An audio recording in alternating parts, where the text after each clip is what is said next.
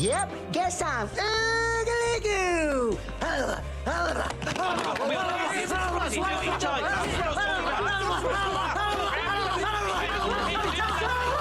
Oh god, that redeem.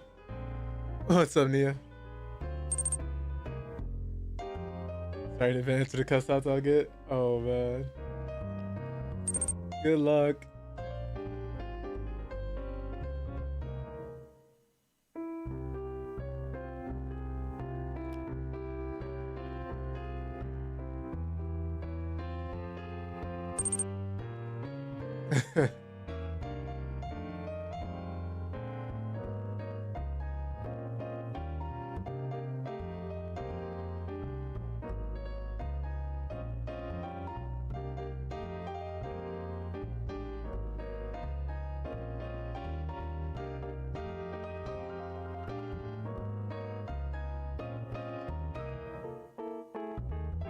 Oh man.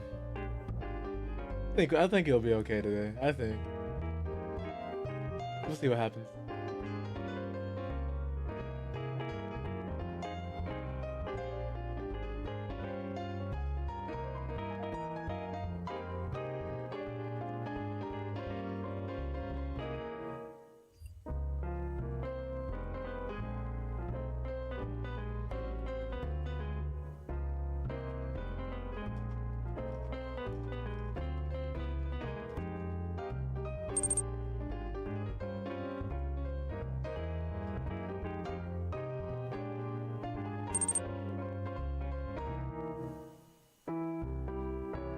Yo, what up, Captain? Hope you're doing well.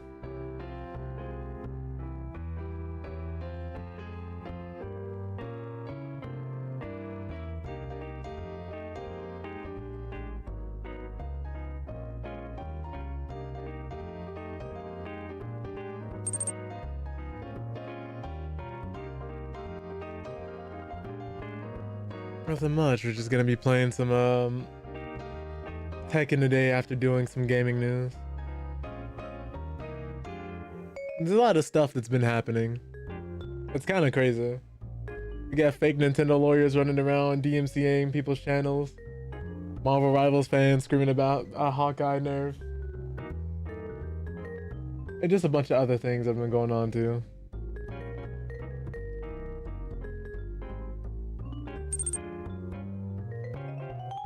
Some good, some bad.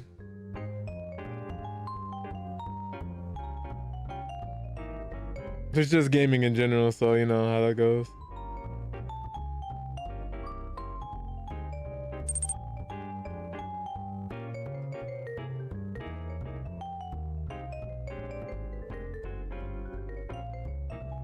Fair enough. Fair enough. I just do my best to stay informed.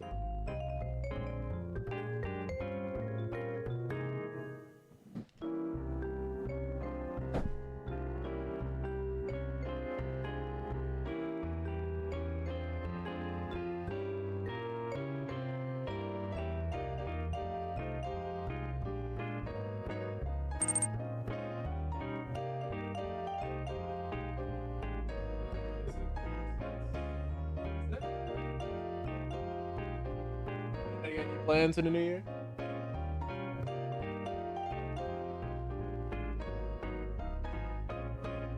I know, as for myself, I'm probably gonna be at work. But at least I'm getting paid, so double time, so. Is it double or triple? I can never remember. It'll come to me.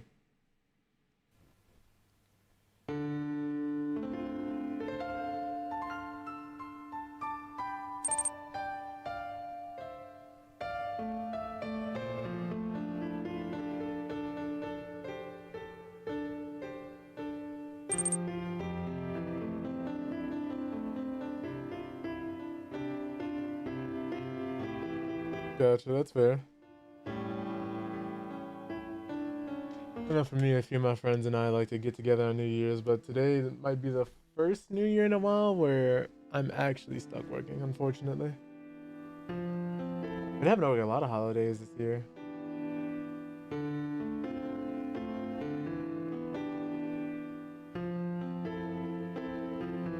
Definitely don't want to do that again.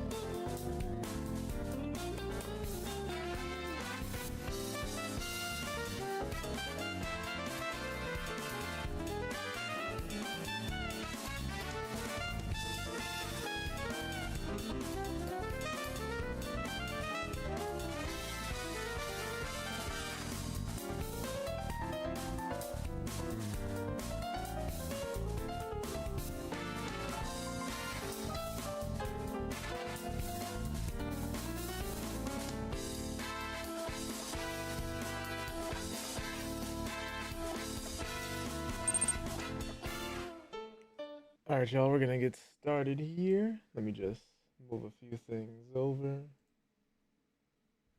All right.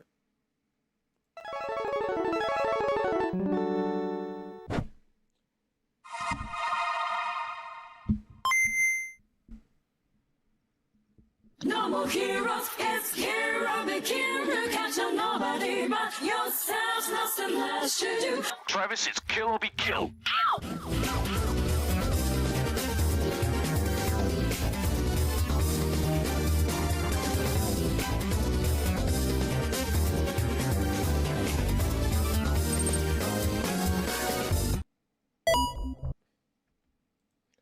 Okay, so today we're just going to be discussing mental health and gaming news as per usual, as we normally do on Mondays. Hope you guys are doing well. Hope you guys had a wonderful weekend, and hope you guys are having a great start to your week. Today, I really just wanted to insert coin where trust us. Thank you, Captain. I appreciate that. Took a little bit longer to make sure that was implemented the right way than I'd like to admit. But yeah, today we're just going to be discussing a few plans for the new year and just a mental health subject for the day, which is not waiting until the new year to make a change. I know there's quite a few people who kind of have these plans in their mind or have it set in their head that once the new year comes around, it's going to be a new them, they're going to be a new person. And while that can be the case, I found that most people have a lot more successful of a change if they start making a change slowly but surely over time instead of waiting until the start of the year. It's always nice to make it a slow and gradual thing instead of immediately cold turkeying the whole thing. Just has a higher success rate. Most of the time it's just being consistent and just setting a couple small goals for yourself that will tumble into a big goal.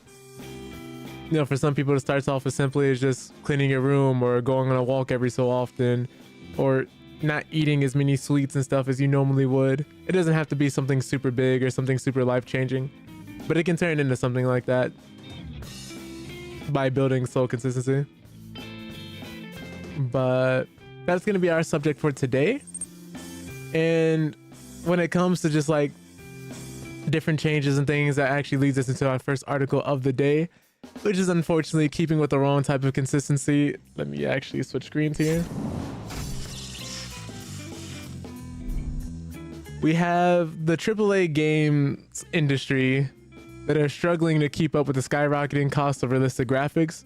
Now, I think if you've been in gaming for a while and have kind of been paying attention to the industry and patterns we've been seeing, you kind of knew this was coming. There was eventually going to be a point where companies reached where the cost of developing a video game and the cost of increasing graphics was just not going to be worth it after a while, because we're going to hit a wall eventually, either technologically or budget wise, and it seems like we're hitting both at the same time, which I think a lot of people kind of expected except for the companies themselves.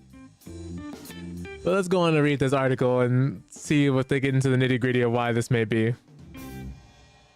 So this up here is a recap, but let's go into the actual thing here. So for decades, giants in the gaming industry like Sony and Microsoft banked on realistic visuals to captivate audiences. Other publishers like Naughty Dog, CD Projekt Red, Rockstar Games, and Guerrilla Games have consistently prioritized visual excellence, and this approach has led to critical acclaim and commercial success. But the strategy has transformed once flat pixelated worlds into immersive experiences that rival cinematic productions. However, the cost of achieving such realism has skyrocketed, leading to a reevaluation of priorities within the gaming sector. So Marvel Spider-Man 2, released in 2023, is one example. Leveraging the PlayStation 5's processing power, developers at Insomniac Games crafted a visually stunning New York City. Peter Parker's iconic suits were rendered with intricate textures, while skyscrapers reflected sunlight with remarkable accuracy. This level of detail, however, came at a steep price. The game's development reportedly cost around, let me zoom in here so you guys can see a little easier, $300 million, more than triple the budget of its predecessor from just 5 years earlier. In another example, the industry's technical prowess can be seen in a particularly noteworthy scene in The Last of Us Part 2. When the protagonist, Ellie, removes her shirt, revealing bruises and scrapes on her back. This moment unfolds without any graphical glitches, demonstrating the painstaking attention to detail that has become a hallmark of high-budget game development. What's up, Rayvon? Hope you're doing well, bro. Discussing New Year's plans and some gaming news here. Going into high development costs of AAA games. While these visuals are impressive, they raise questions about the sustainability of such investments. Despite Spider-Man's 2 commercial success with over 11 million copies sold, Sony announced 900 layoffs in February 2024, which affected the game's developers at Insomniac. In short, The financial returns on these investments are diminishing, and at the same time, audience preferences are shifting as well. Jacob Navok, a former executive of Square Enix, told the New York Times that high fidelity visuals primarily appeal to a specific demographic of gamers in their 40s and 50s. Remember, the average gamer is around the age of 35, 36. So if you guys don't know, the average gamer is a little older than most people would suspect. It's not just teenagers in their house with infinite amount of free time and their parents' money. Like, no, it's average people who go to work every day, who don't have as much time and don't have as many resources. Especially with the increasing cost of everything, most people are preferring indie games or some smaller titles that can complete in 15 to 20 hours versus open world RPGs that are like 80 to 100 and don't respect your time with a bunch of side missions and side quests that don't really do anything or go anywhere. Not saying this is all of them, but that's been the majority for a few years now. And only now are we starting to see different changes with certain games.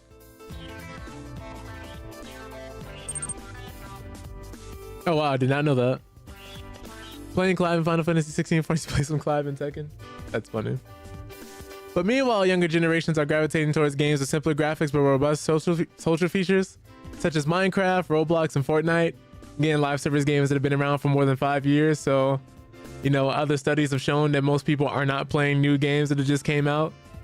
I remember like pulling out the article, but this is like what most people say. Like, most people are not playing brand new games. Most people are playing games that are 5, 6 years old. Your Call of Duties, your Fortnites, your Roblox, your Minecrafts, your Counter Strikes, your Dotas, your Leagues, you know, stuff like these.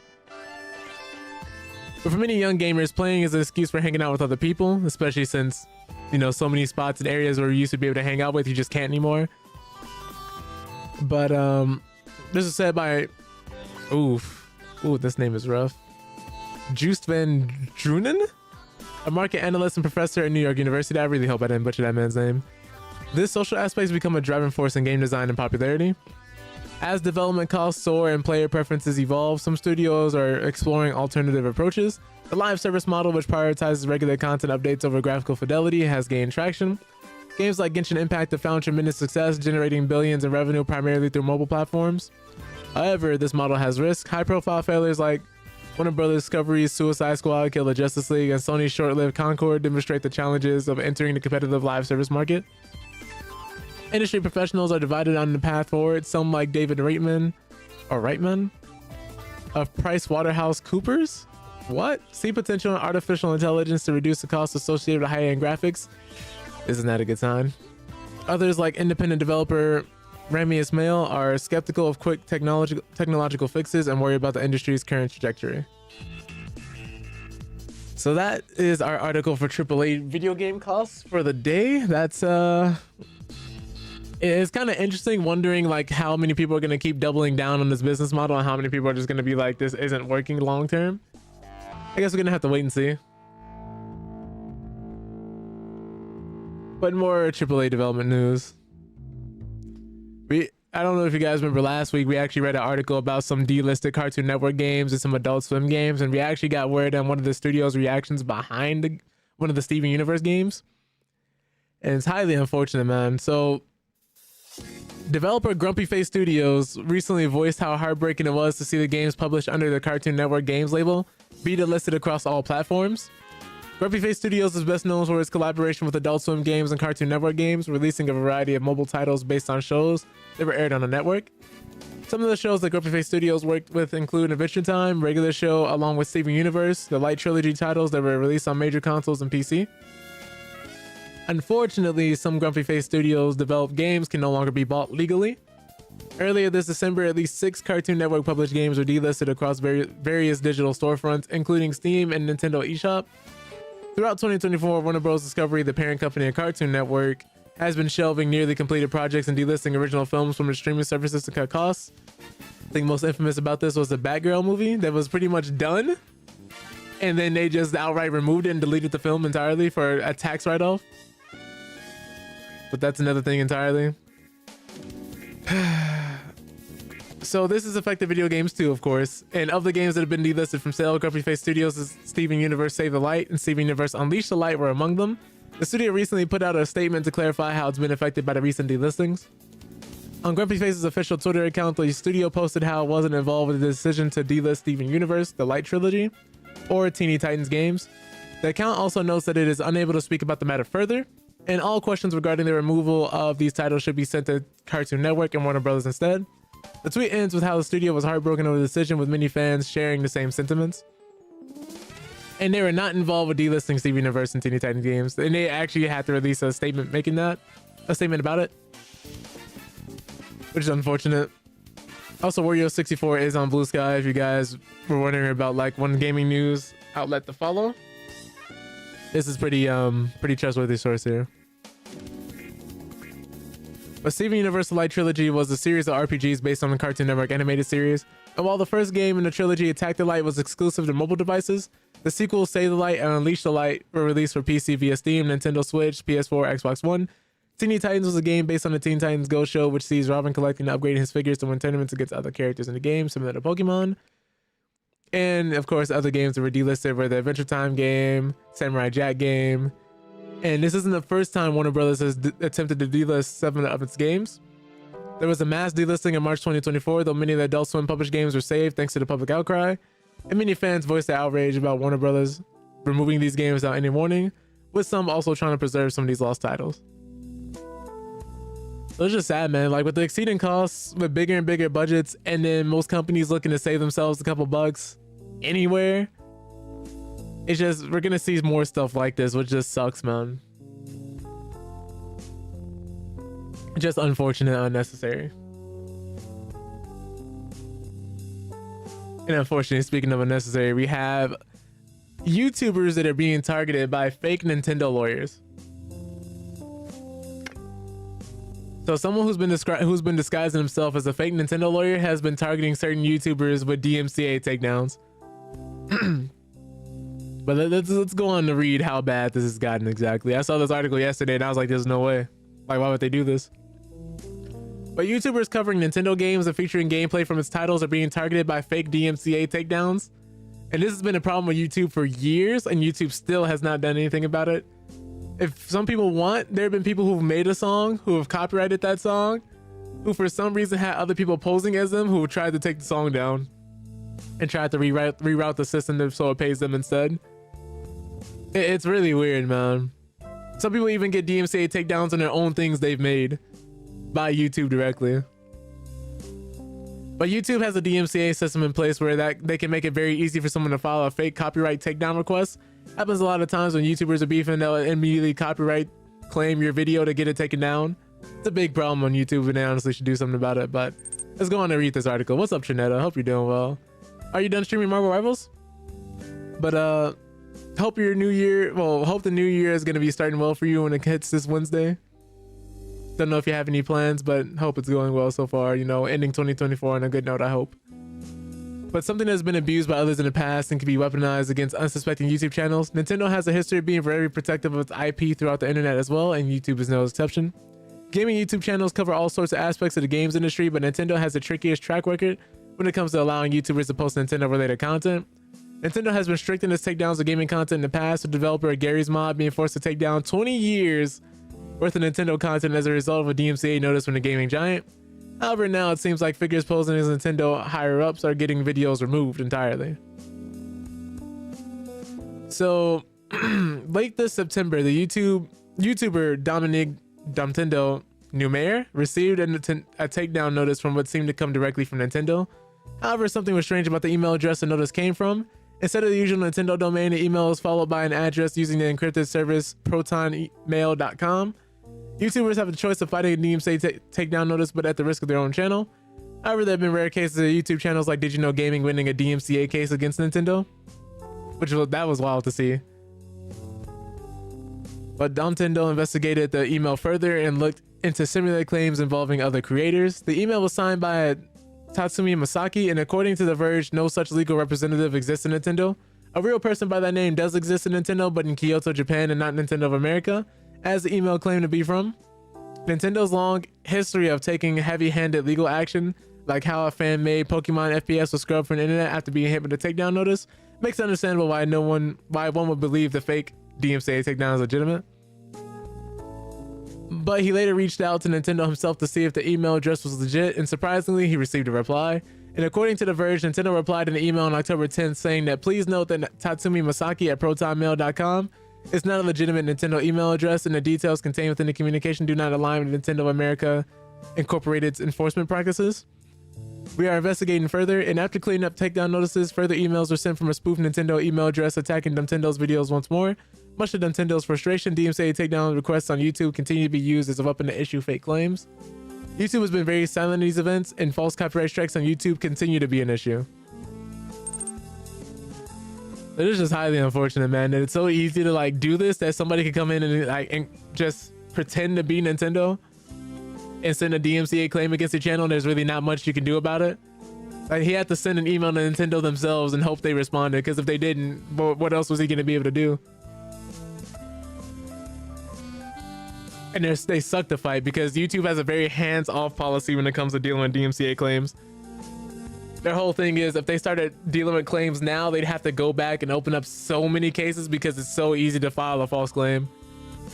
So either you have to handle this outside of court or with the person directly who filed the dispute against your channel.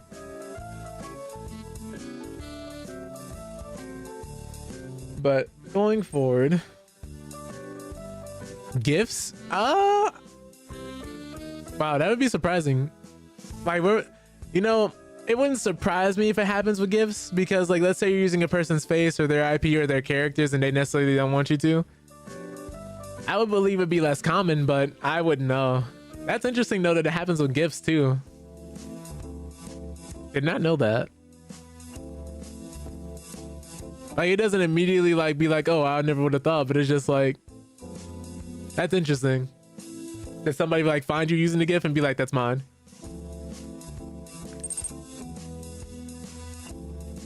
That makes sense. I had a feeling it would be. If it's anything, it's always someone's face or it's anime, just because Japan's copyright laws are so strict. To the point where you have to speak to the creator directly. Like, let's say one person like might approve, but if it's underneath a company or underneath a certain person, you have to go to them directly. They don't give you their blessing. Does not work. It's super strict over there, man. Like, the creator holds so much power, and I don't blame him for it being like that, but it's also super old too. It's a little archaic. Like, for instance, when Capcom wants to put different skins in their game for like Street Fighter and stuff like that, they have to go, even though like the games are under Capcom, they have to go to that specific creator, the specific makers of that game, the developers, and ask them for their permission to use that skin in like a Street Fighter game. That's how they had to get the Darkstalker skins and other skins like that. And like, let's say you wanted a guest character, even though like, let's say Bandai Namco wanted to get a certain character from another franchise they own, they have to go directly to that developer, to the one who made it, and get their permission to do so. But that's kind of crazy.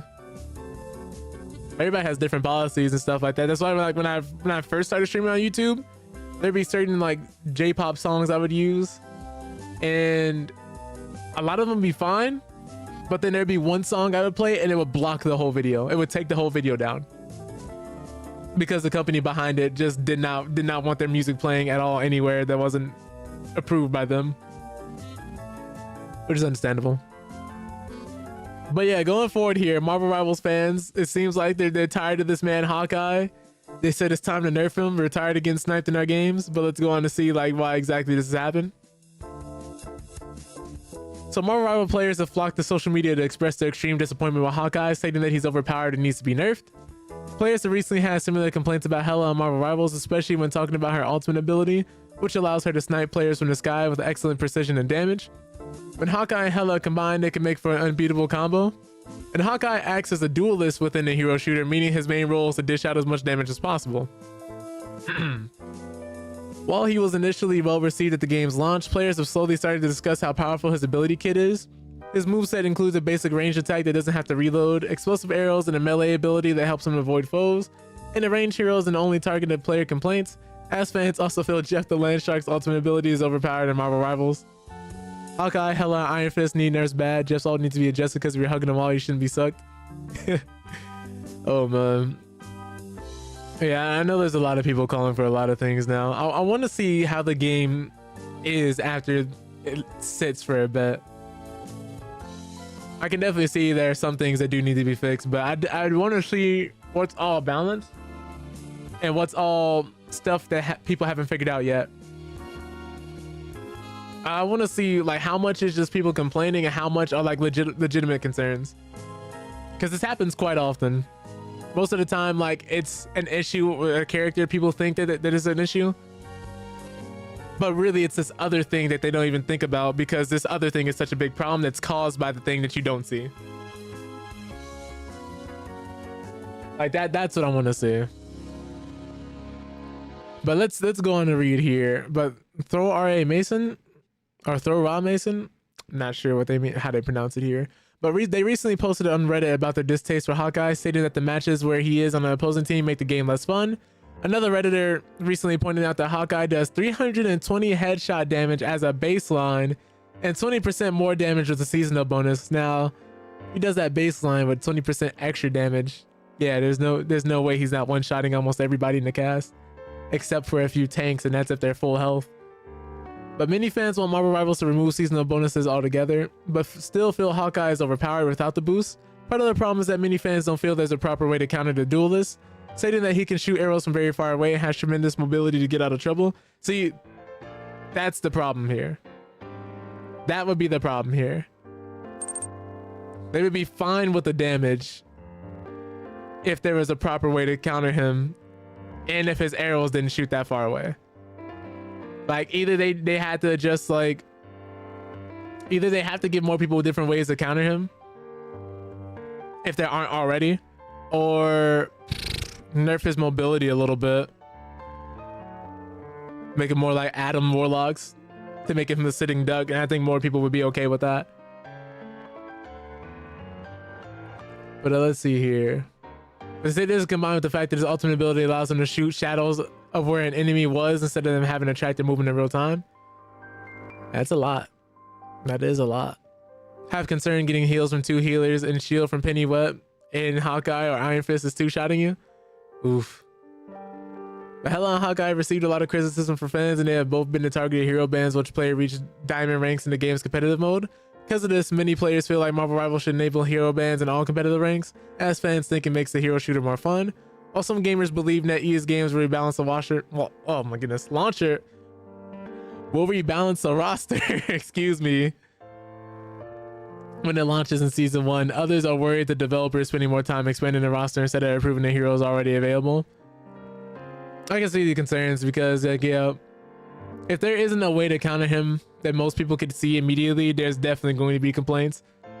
And if he's dealing that much damage with the seasonal bonus, then a lot of people are not going to be happy, especially since they don't have hero bans in the lower ranks, which is truly unfortunate. Let's go on here. If recent leaks are to be believed, a lot of new heroes may be coming to Marvel Rivals in the near future. A leaker recently revealed the ability kits for both Human Torch and Ultron, suggesting that they may be coming to the game at the launch of season 1. I do wonder if they're going more so with character counters instead of like nerfing heroes, because Marvel Rivals feels like one of those games where if everybody's super, no one is. Like, everybody has something broken, everybody has something crazy they can do. Some characters are harder than others, and some characters are like really easy to pick up. So I wonder what their balance policy is going to be. It's definitely going to be something that's interesting, but I do think that them adding bans to all ranks could be a great thing.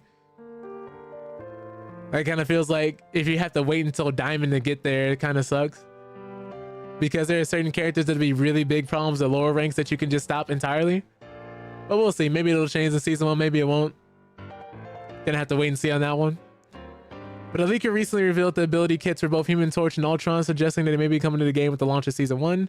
As we said before, Human Torch is expected to be a duelist, hurling around fire and creating walls of flame to control enemy movement. Ultron, however, appears to be a strategist who uses drones to heal allies while simultaneously harming enemies. This is who I'm waiting for.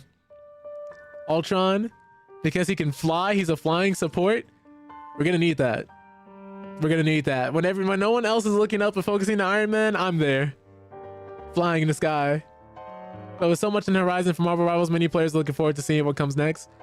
I do think if they don't outright nerf anybody, they should release a few things to address a few player concerns, to at least let them know what direction they're gonna take the game in. Otherwise, you're gonna have too many people complaining and not trying to counter things on their own and not doing things on their own. And even if you do, you can't guarantee that amount of teamwork and coordination and randoms. So at the very least, help if no one else is focusing on Hawkeye or the Iron Man or the Iron Fist. If you're supporting the back line, fighting for their life, you already know how it is. When you got Iron Fist or Venom or someone diving, none of your teammates are turning around. You're about to be basically on an island isolated by yourself, and then people start flaming you because they're not getting heals. People over there diving into the back line by themselves and not getting healed. So it's always crazy. But we'll see. We'll have to see what happens.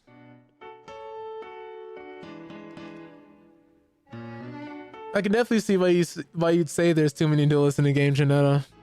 But it's also the most popular role and the more most people end up playing too.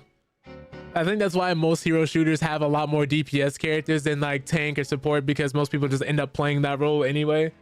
So I think that's why it's always the biggest role. Doesn't necessarily mean that it has to be, because I definitely agree with you that they could add in more tanks or supports to balance that out instead of duelists. Just let the duelists sit for a while, but I can definitely see why there's so many. But as many people play strategists and how many people don't play Vanguard, definitely see why more companies focus on the damage dealers.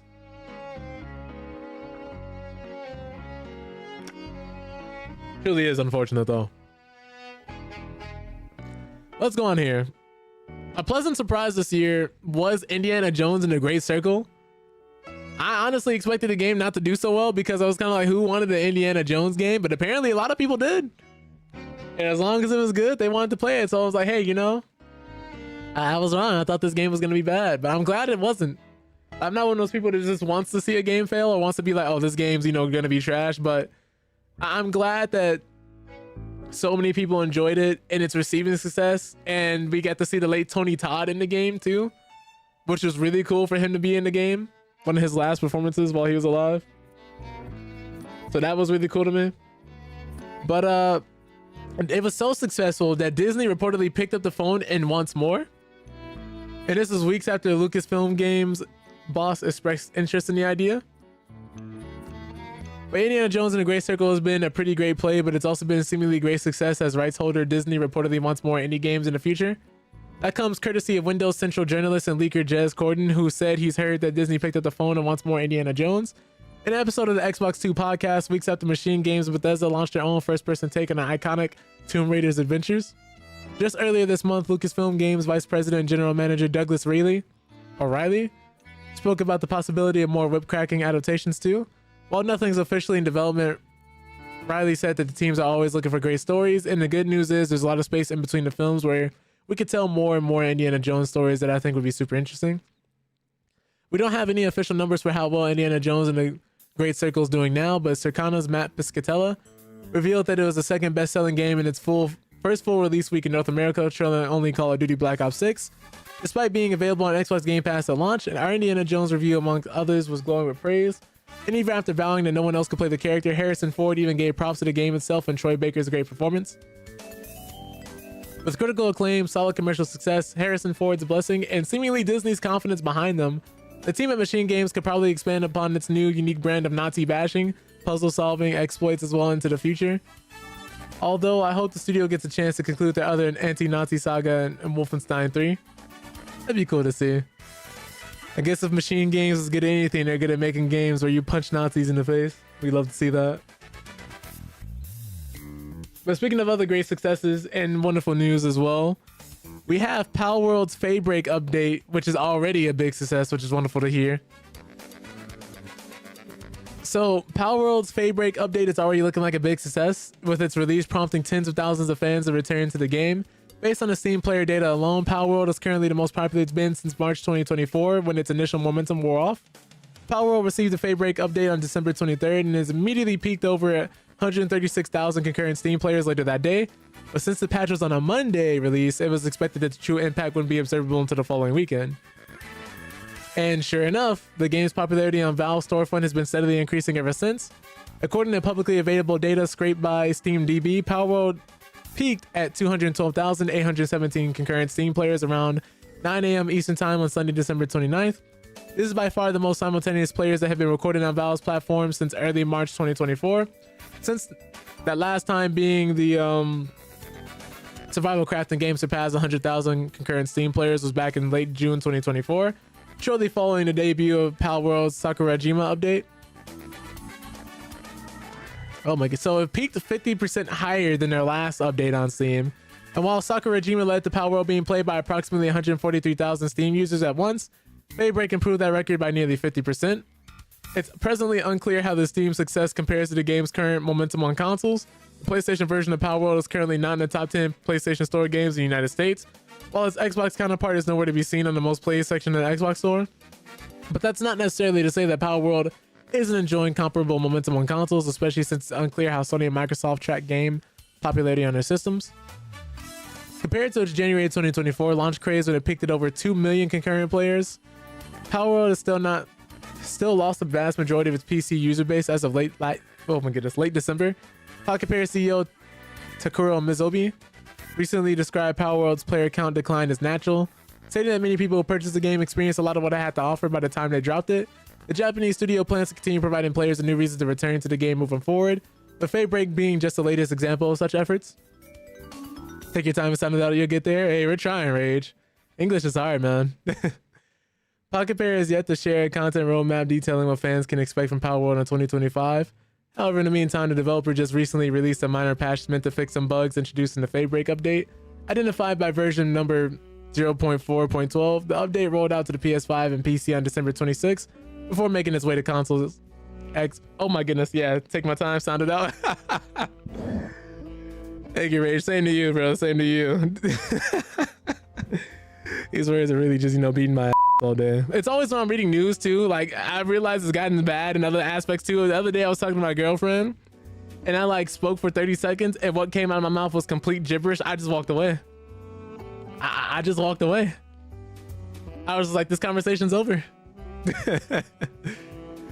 But it's making its way to Xbox consoles a day later, yeah. So that was nice. We have one last article for the day. Hopefully I don't end up dying on this one. Belly flopping in the middle of the article, drowning in the words. Which is fighting game news. I know a lot of people, it's been, I believe, 16 to 18 years since the last Virtua Fighter game? The last Virtua Fighter game that was brand new, released 2006, I believe. Let me see. July 12th, 2006. Which is crazy. Final Showdown, Revo, and Ultimate Showdown are all updates of Virtua Fighter 5 and different implementations of Virtua Fighter 5. There have been quite a few fighting games released since 2006. It kind of was, Rage. It kind of was. Like, we have Revo, which is an update to this game, which is coming out in January, this January, which has rollback, netcode support, 4K visual updates, and a new balance patch for this game that came out in 2006. The last one releasing in 2021 that they remade again. This is why it's such a big deal that we're getting a new game. This is why people are saying Sega's in a renaissance right now, because they did a new Sonic game, which of course we've been getting those for how long, right? But they're doing a new Crazy Taxi, they're doing a Jet Set Radio, they're remaking and redoing a lot of different IPs. And unfortunately, the reason that we haven't gotten a new I'm doing it again. The reason that we haven't gotten a new Soulcalibur game, or probably aren't going to be getting one for a while, is because Soulcalibur 6, while it didn't do terrible, did not sell enough units. It did not sell enough units for them to do a new game. I think they actually might be, because the developer essentially had to put his career on the line to get that game out the door. It's what Harada had to do with Tekken 7 after Tekken Tag 2, which Tekken Tag 2 almost killed the Tekken series. Almost happened with Tekken 4, because Tekken 4, while it tried new things, it probably had arguably some of the best atmosphere of the Tekken series, where it was serious, dark, and really high stakes. The game commercially did not do well. It is one of the lowest selling points of the game since the first game in the series. And Tekken Tag 2 did just as bad, if not worse, to the point where Harada basically had to come in and put his career on the line to get them to make Tekken 7. Which is why one of the reasons why we never got a Tekken Cross Street Fighter. Because Street Fighter Cross Tekken didn't do well. and Tekken Tag 2 didn't do well. So they were like, Tekken 7 has to do well, which is why they put Akuma in Tekken 7, because that was basically their answer for Tekken Cross Street Fighter. That was the closest they were going to get to it, because Tekken 7 had to be a success. It had to do well. That's why you had characters like Geese, Negan. Well, really, we only got Negan because Harada's a big Walking Dead fan. And so many other guest characters. Noctis, like, they had to make sure that game did well. Otherwise, we would have not have gotten to Tekken 8. But basically, yeah, Tekken moved forward, but Soulcalibur died. Soulcalibur didn't quite make it, which was highly unfortunate. Because all these games, like, it's not enough for them just to do well, just to break even. There's a certain sales expectation that the guys in the suits and ones who make all the decisions set for you. You have to reach that. You have to hope that enough people buy the game, enough people commit to it, enough people like it. Because people like Soulcalibur 6. But I bet you right now, like, not you included, because if everybody who said we want a new Soulcalibur bought Soulcalibur 6, we would have Soulcalibur 7. If everybody who said like characters like Clive and Noctis belonged in Soulcalibur, if those people bought Soulcalibur, Soulcalibur would be fine today. But they didn't. They did not. I have Soulcalibur 6. Like, I bought Soulcalibur 6 like 3 times on 3 different platforms. I enjoyed the game. Like, to all those people, I had to say, like, where were you when we was down in the trenches? Like, where were they? Give me a new Killer Instinct. I actually heard that they want to do a new one. Iron Galaxy wants to do a new Killer Instinct. They're just waiting for the team to sit right. I remember they had that game Rumbleverse they were doing. Like, they were the same team who made Rumbleverse, which is why they stepped away from Killer Instinct, because they wanted to try something new. But now, since Rumbleverse is gone, who knows? It's up in the air now. So hopefully we get something. I know I would love a new Killer Instinct. It's too hype. It's too hype. But welcome in, Sonic. Wanted to make sure I greeted you as well. Well, let me get through this article. Let me get through this last piece of news. Speaking more fighting game news, but Virtual Fighter project producer Riichiro Yamada commented on competing with fellow fighting game franchises Street Fighter and Tekken. For those who don't know, they actually were trying to get this project off the ground a few times. Like, they would start development on Virtual Fighter, then they would take a step back and ask, like, how are we innovating? What are we doing differently? And if they couldn't answer those 2 questions, they stopped the project. So now they finally, hey, T, thank you. Appreciate that. Why is that the one that's the most common? It's the funniest for me. Last one was weird. Released a free-to-play version and pay for characters and stuff just seemed fragmented. Yeah. Initially when Killer Instinct launched, it wasn't the best thing. You had like 1 or 2 free characters and then some rotating characters. It was like one of the earlier attempts at like having a free-to-play version of a fighting game. But since then, other games have done it better, like Grand Blue Fantasy vs. Relink. They have a really nice free-to-play model. And a few other games. I think Street Fighter 5 tried to do something similar, but not quite as well. Dead or Alive tried to do something similar. Dang, like, what other games have done the free-to-play fighting game model? I think Grand Blue is one of the ones that have done it the best. But all those games had some type of characters where you could play for free. Like 1 or 2, and they would rotate periodically. But yeah, not all of them did it the best. It is weird. Like being only able to play like 1 or 2 characters and they're not the best. And then you're kind of just stuck. But thank you so much for that, T. 11 months. But Sega's Virtual Fighter series revolutionized the fighting game genre. For those who don't know, this was the grandfather of 3D fighting games. We wouldn't have DOA, we wouldn't have Tekken, we wouldn't have Soulcalibur if not for Virtual Fighter. But the publisher announced that the series is making a big comeback for its 30th anniversary with the fresh release of Virtual Fighter 5 for PC and a brand new mainline entry after all these years. Ryuga Gotoku Studio revealed that this new Virtual Fighter at the Game Awards earlier this December with a brief teaser trailer. The trailer featured a shadowy fighter resembling series mainstay Akira Yuki fighting off and tackling an enemy through the house. This was Akira. They actually confirmed that was Akira we did see in that trailer. Later fighting against another character named Stella who looks a lot like another veteran, Sarah Bryant. But yeah, Stella looks like Sarah, but that wasn't Sarah. A lot of this new Virtual Fighter game has yet to be revealed, but many fans speculate it could be a soft reboot that moves the timeline forward with some classic fighters and fresh faces, similar to the way Street Fighter 6 did it. DOA just needs to stick to bathing suit games. It seems to be their bread and butter audience, unfortunately.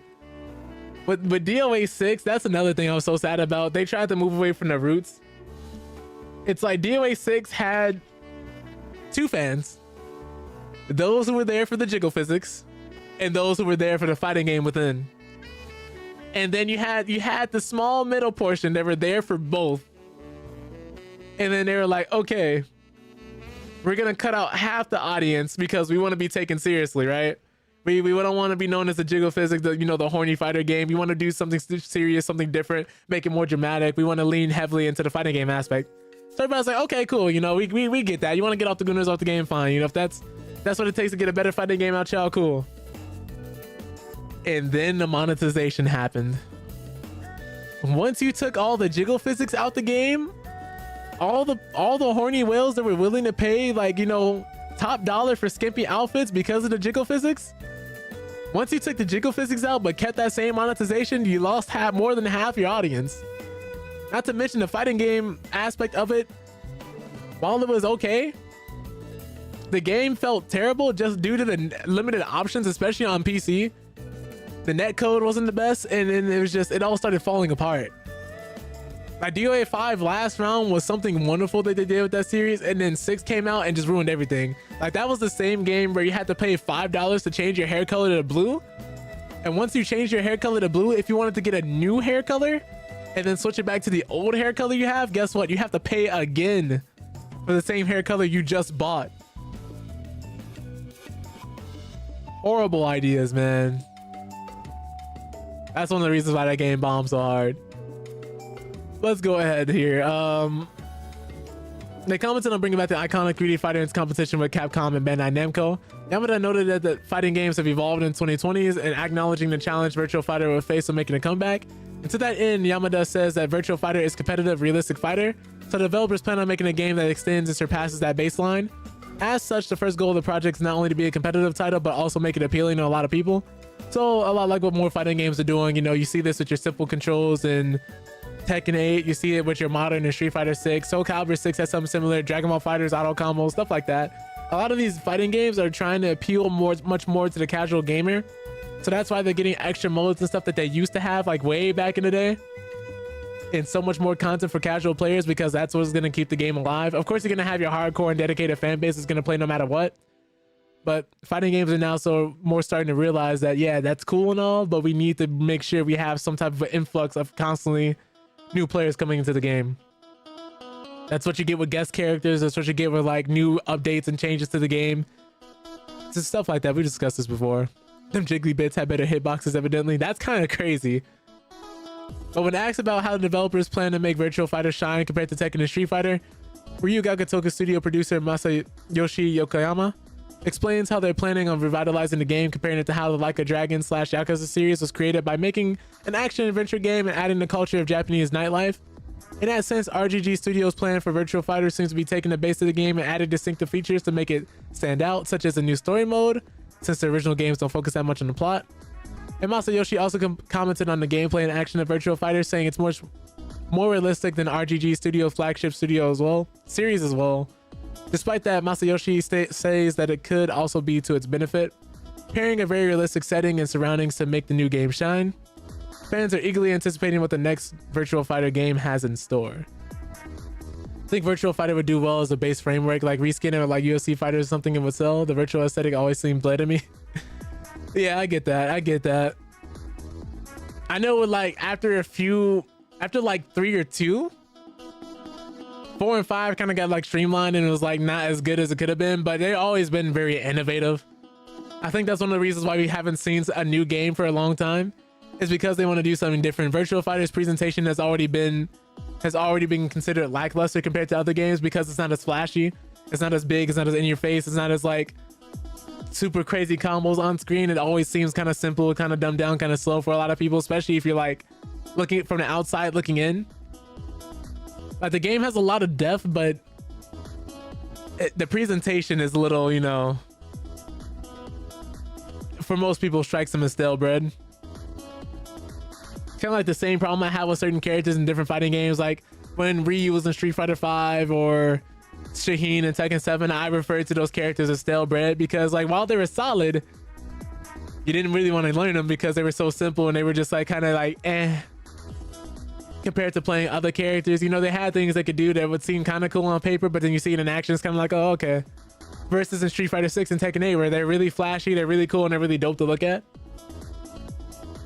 But yeah, like I think that's one of the reasons why they held off from making a new Virtual Fighter for so long, and why this one looks the way that it does. Because Virtual Fighter has always been much more grounded as a fighting game, more martial arts, more realistic, like with the ring outs and just the different things that you could do. You know, you don't have devils with daddy issues walking around saying how much they hate their dad and causing World War III, or a big sword that's just like, I want to swallow everyone's souls. Stuff like that. It's kind of crazy, but like, no, for sure. Like, I definitely agree, because like, let's say they did add celebrity fighters and things of that nature, or the mods, because that's something that could happen too, with like the modding scene being as big as it is now with a new Virtual Fighter, people being able to put Kermit the Frog. I don't know why. It's always CJ from San Andreas or Kermit the Frog. Those are the two mods I see the most in most fighting games. It's really weird. But I always see them. Like Kermit was in Xenoverse and so many other games. Dragon Ball FighterZ just released a deal mod. There is somebody who's relatively new to the modding scene in Dragon Ball FighterZ. He made a whole deal from JoJo's Bizarre Adventure mod that's actually really good. That was crazy to see. But you're not wrong. Virtuozilla. That'd be funny. You're not wrong. You're not wrong. Licenses do sell. Well, let me boot up some Tekken 8. We've been talking about fighting games. I do want to play a fighting game. As per usual, anybody else who would like to play, you guys are more than welcome.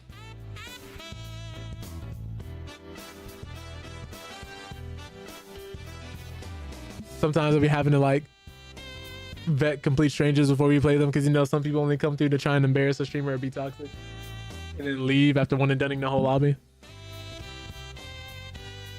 It's very tricky slope. I kind of want to see this intro. I want to let this intro, actually no, let me not let the intro rock. I'm gonna skip this time.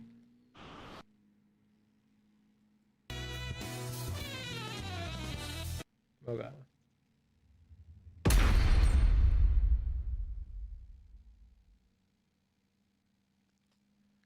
Oof. But this game is so much fun. Ever since like Clive got added, I've been playing a lot more. He's doing what a guest character should do, because even though a lot of people say like how much they didn't want him in the game and how much they disliked him, he actually has been bringing more people back into the game. A lot of pros, a lot of different people were like, this character belongs in Soulcalibur, just like, let me try this character anyway. Let me open up Discord and move it out the way for you guys.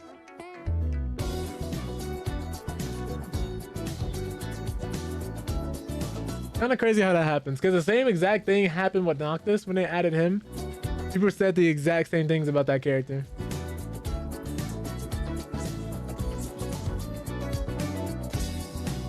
Okay.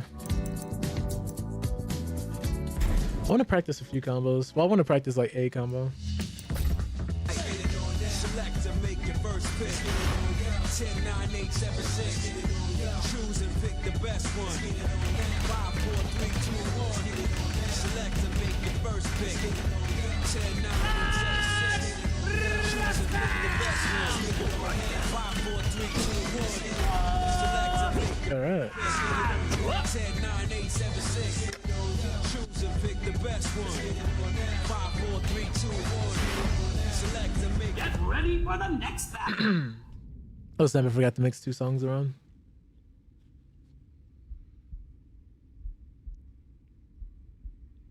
Funnily enough, I think fighting games used to be like some of the benchmarks for graphics when a new system came out.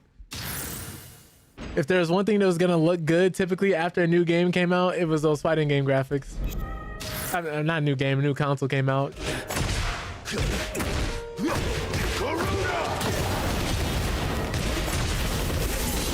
We have that.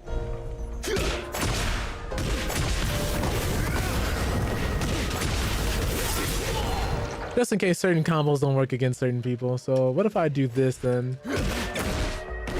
So that doesn't work if I do that.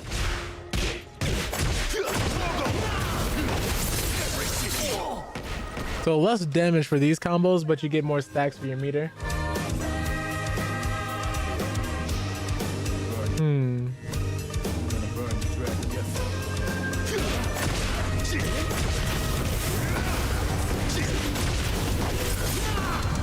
That's still 51 damage.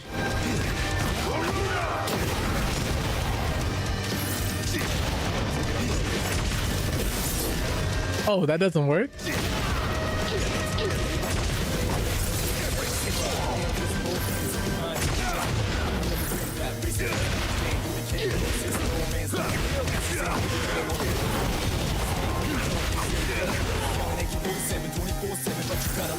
I did 70. How much does a regular combo do?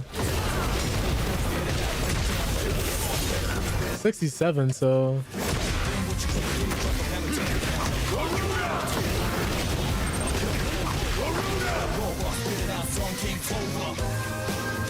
That's why I'm thinking about it fighting games of using it at practice arenas. It'd be like that, because most of the time, like, most people who end up playing, like, whenever I, like, teach anybody getting a fighting game, like, the small amount of times I've done it, I try to give them just the simple stuff from what I notice, like, other content creators or streamers or people who've played in tournament, what they'll tell you is, like, they'll give you the real simple stuff. They won't give you, like, oh, this is what your character does. You gotta memorize this wall of combos and this list of things. Like, no, they teach you just like the same way you'd pop into a regular class. You know, most classes you don't start going super hard from the moment you start playing, right? It's like always the small stuff. So what most people will be like, they'll give you like a couple key moves to use, maybe 3, maybe 4, probably like 2 or 3, just to keep the mental stack as low as possible. And then they'll teach you a combo, right? So literally the first thing I did when I learned how to play this character is like, okay, if they do a jab or something that's super fast but punishable on block, do this punish. Fastest punish I have. Knocks down and gives me a little bit of meter there. It's just 2 buttons. So for most things on block, depending how fast they are, if I can't punish them with this, I can't punish them. I can't punish that move then, right? And then this was the first combo I learned.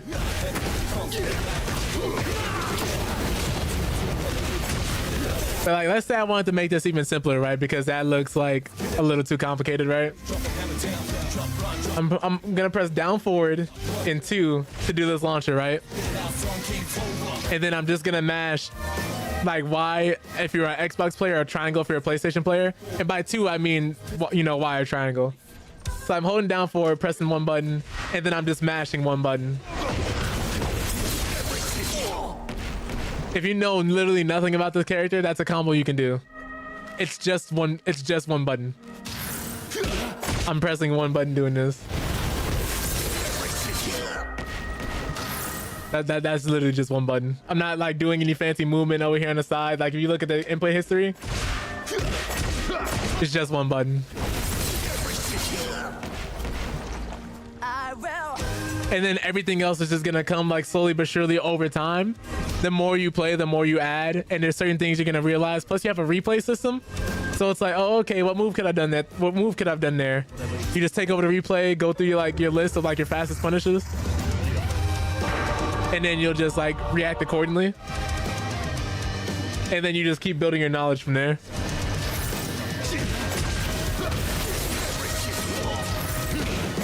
And then if you want to learn something, you're like, okay, what problem am I having? And then the problem could be like, oh, my combo isn't doing enough damage. Then that could lead you to looking at what else other combos your character can do. Sometimes just watching another person play the character can be insightful in itself, because the last time I streamed Tekken, there was somebody who was watching who said they learned a lot by watching me. And that was really cool to hear. That was really cool to see. But sometimes it really is just that simple, because you can learn so much just by observing 2 people play. Granted, it might require you to like at least have some foundational knowledge of the game. But like, yeah, like here, I didn't know like what to do here, because I was like, okay, well, I can't do this. And I was like, oh, I saw somebody do this. And I was like, okay, well, that's not the best combo I can do. So what about this? And I was like, okay, so the other combo I did, I can use that halfway through this combo. But why doesn't this work? Like this as an extender, why doesn't this work for this button? And then I found out you have to do a step when you do that. Or you can do this.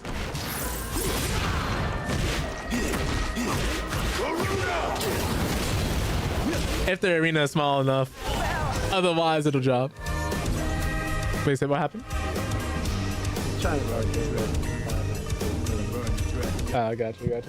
Why do you sound kind of low? It might be me.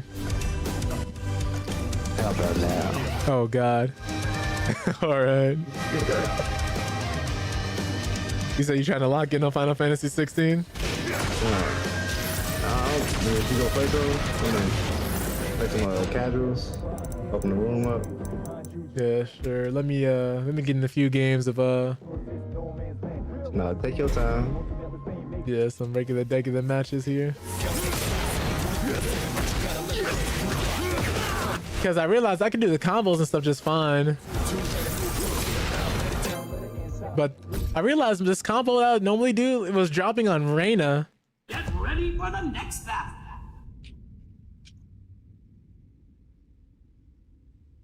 All right. I had to look at this person's name. I was like, wait a minute. Wait, are you a dominant? Get ready.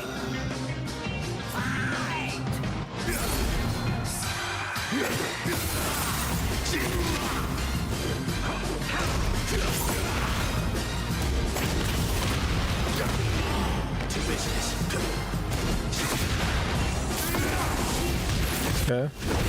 He's a ducker. So he doesn't know what I can do yet. I have to keep knowledge checking him.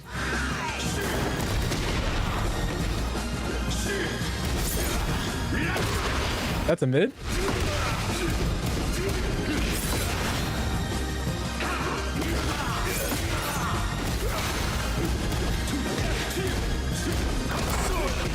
Sorry, sir, you can't do that.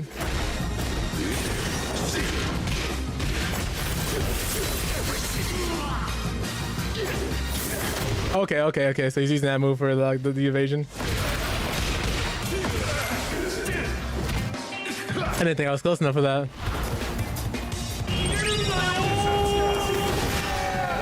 Whew. I didn't think he was just gonna do that. Okay, so he's just letting things rip.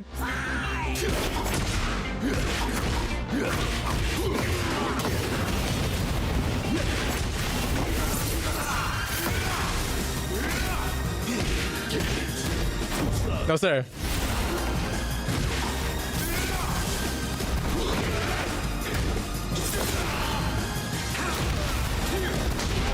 Yeah, he's just doing Devil Jin's evasiveness. Okay.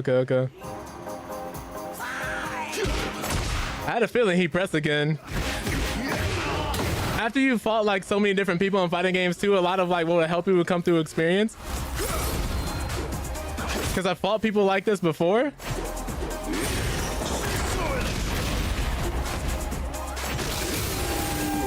I was like, this is gonna punish him. Victory! I may have underestimated. There's just certain things you know after like fighting so many people, you're like, okay, this is gonna work, this is gonna work. But let's see if he changes it up, because sometimes people like autopilot and catch themselves autopiloting, and then they'll switch it up and like what they do. So we're gonna wait here.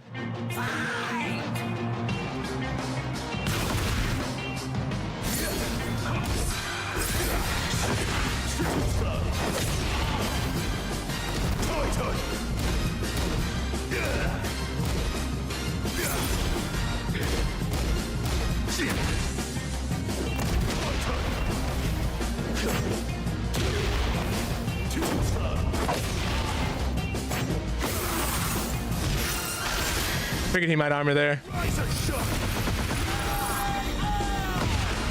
The most important part is to stay calm and collected.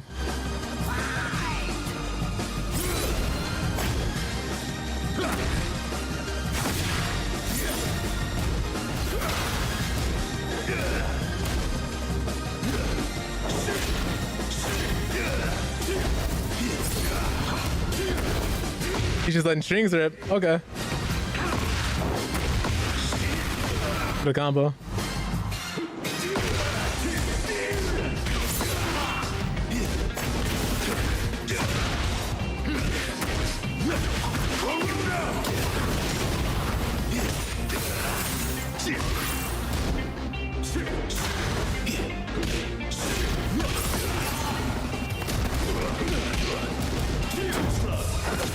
Can't finish that string there.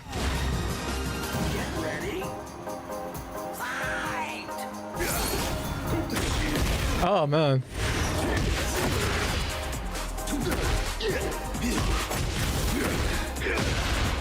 He pressed there again. I didn't think he would.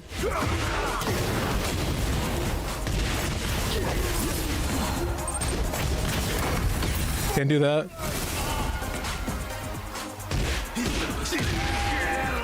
Jeez.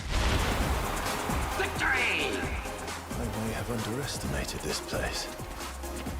I won't do so again.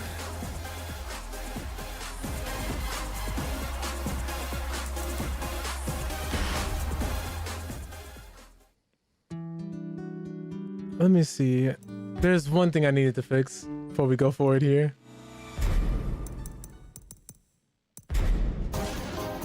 Not that one. It's this one. Okay, so Julia Chang has to be switched with King Jr. I'm here now. Where is it? Where is it? Where is it? Where is it?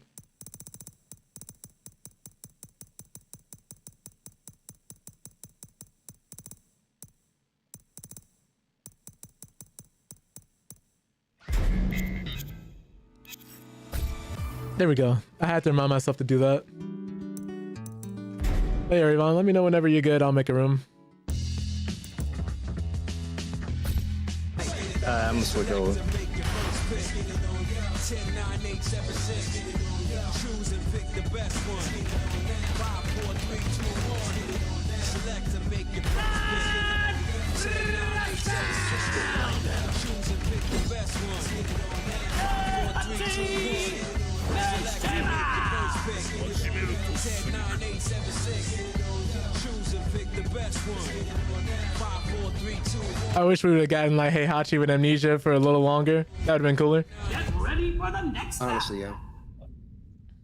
Oh dang, what up, Nia? Yeah, that's what I'm saying. Coming out the shadows. I mean, that's how you came in too, Rayvon. I was like, what? I'm surprised y'all didn't hear. I said, yo. Max had Sugar Road on, so I think that's probably why he didn't hear. Yeah. I let myself be known when I do. I said, yo, 3 times. He was also in the middle of a match when I came in, so I was up in the round. I got you. Excuse you, Juan. I appreciate y'all being here. So yeah, this was crazy because like I'm noticing like certain people that don't have like the knowledge of what Clive can do. So it's kind of interesting seeing like certain characters I'm like, oh, I might have struggled against before, or where I had to play my main. I can kind of get away with a lot of stuff, or I'm like doing the safe stuff. Like usually Devil Jin isn't too much of a problem for me, but sometimes like characters like King and like, or like, you know, him, how much they can mix you up. I must face myself again. Oh wait, Demon Slayer. Prepare to accept the truth. Get ready. I think he's got the similar colors, but like different.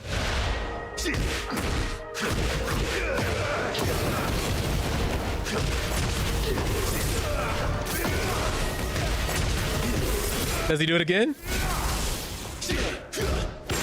Oh, he grabbed me. A lot of jabs and the grabs, I'm noticing. Oh, okay, okay.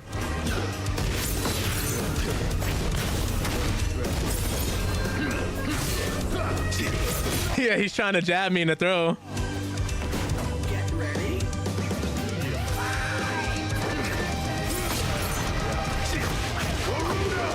Oh no, he must have tried to do the thing again. That's why I picked him up. Let's do this.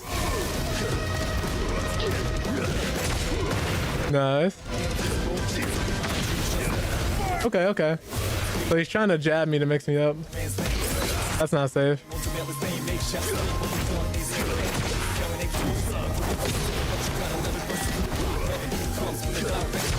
I tried to launch him.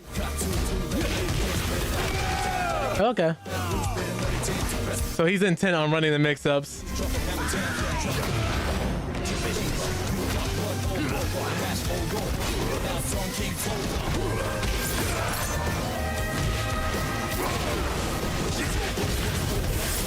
Just new.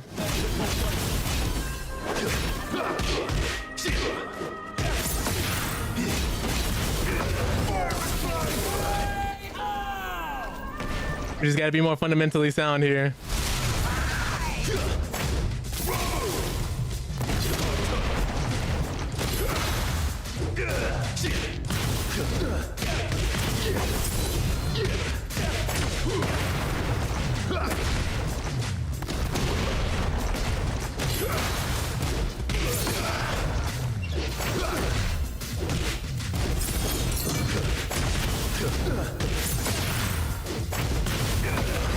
Oh, he's dead.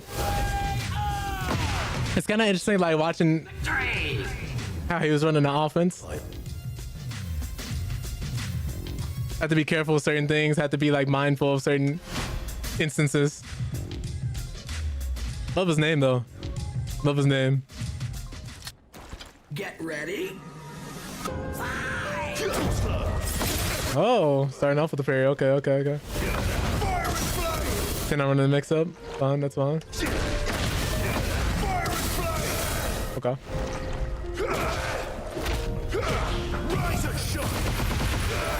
Due to Tekken 8 being like such a high damage game, I could definitely come back from this. So he's just running that. We're gonna have to sidestep a little more though. Ready? Fight! We both had the same idea.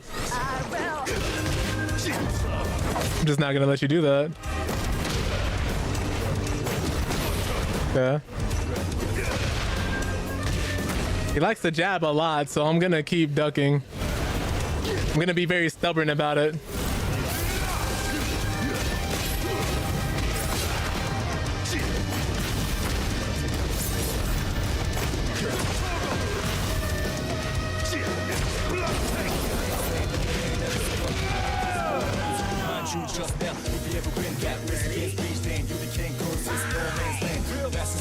I'm just gonna run up and throw.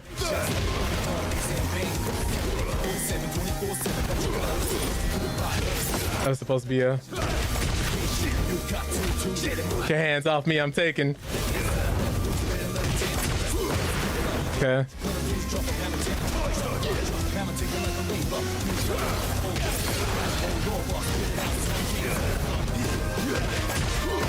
Okay, so yeah.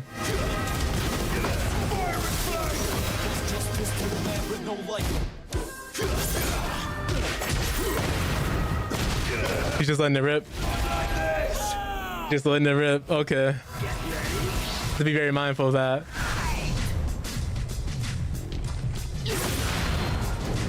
Ah, so he's waiting for that.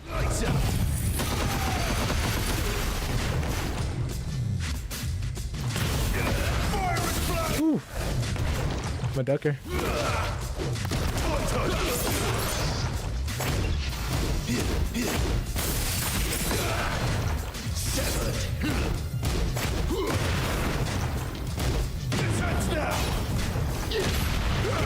I'm just not gonna let you run up and do that. That's not launch punishable. Alright, break.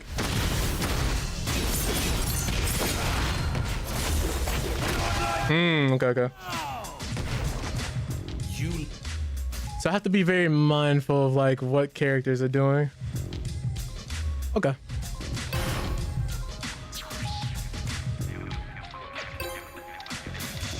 Have to be very mindful here. Get ready.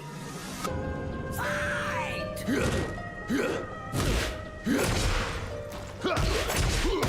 Okay.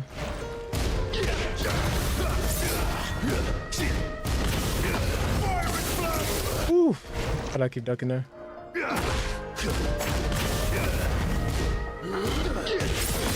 You're bold for trying that.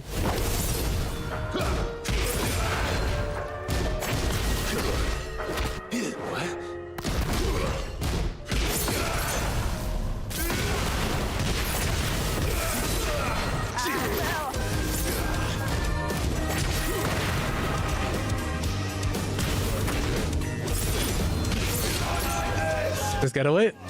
Wait, you know what? I can duck that. Whatever you say.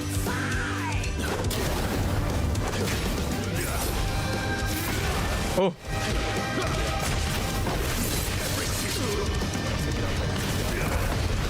Armor. Okay.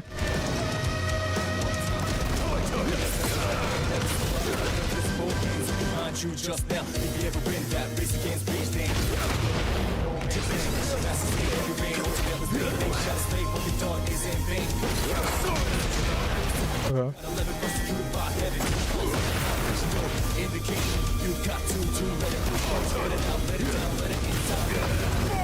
Oh. You know what? I could actually parry that.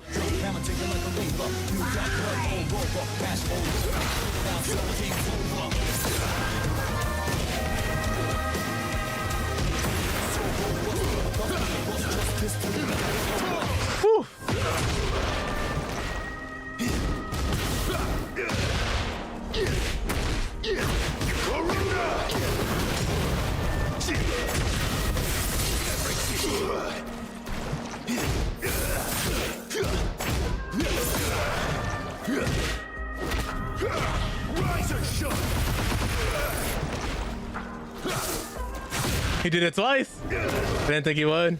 Lights out. This ends now. This ends now.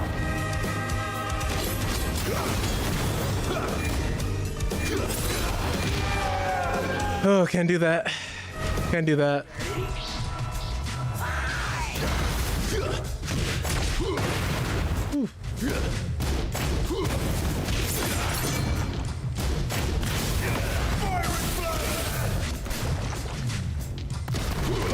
Whoa! His sidestep there was actually mad nice.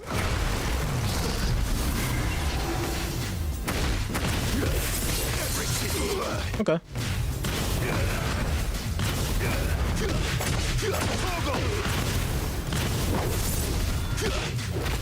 What? To business.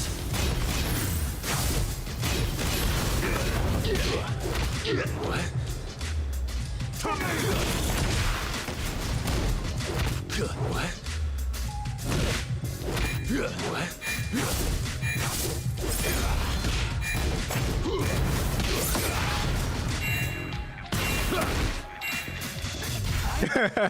Let me just wait. Get ready. Okay.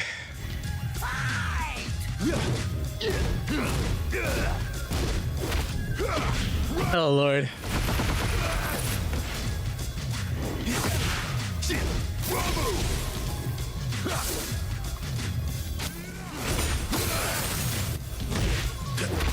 What the?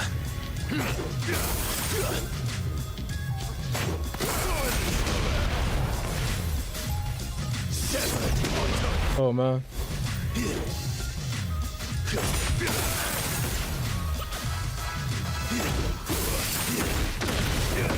Woo. Oh no. Here is yours. Ah. Thought I was in range. GG's. GG's. Get ready for the next battle. Threw that one away. Threw that one away.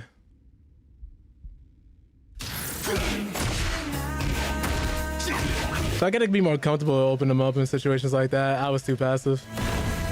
I was way too passive there.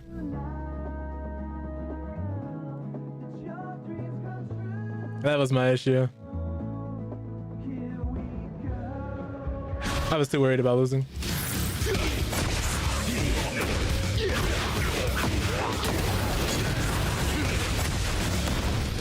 Okay.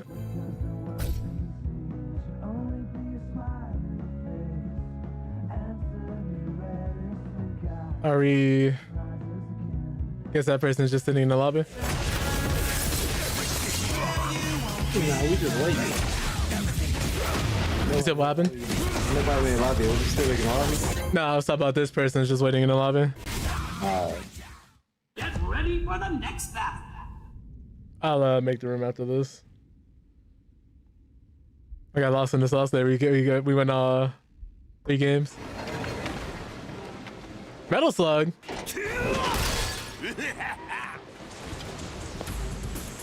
I'm here to even the odds. Get ready.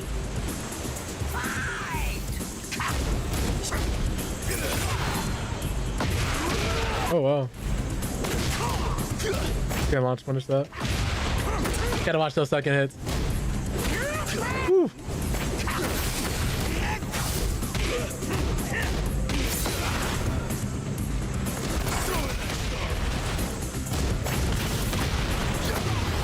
To business.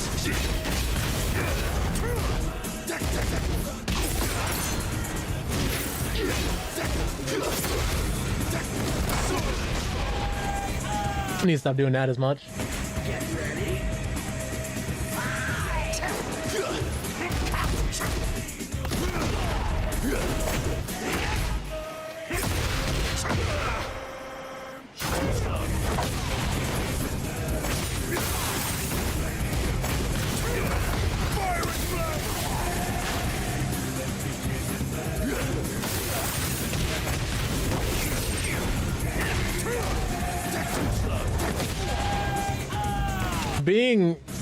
hitting certain timings with that parry is really rewarding.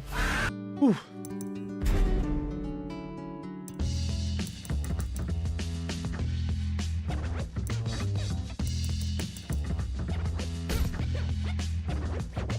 Check it out now. Yeah, check it out, yo. Yo, check it out now. Third strike, yo. Oh, whoops, my bad. I know you got your Let me make a gauntlet room. thing, some choices to make.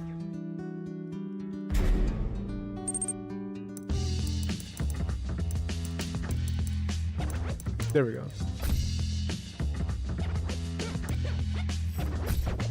Check it out now.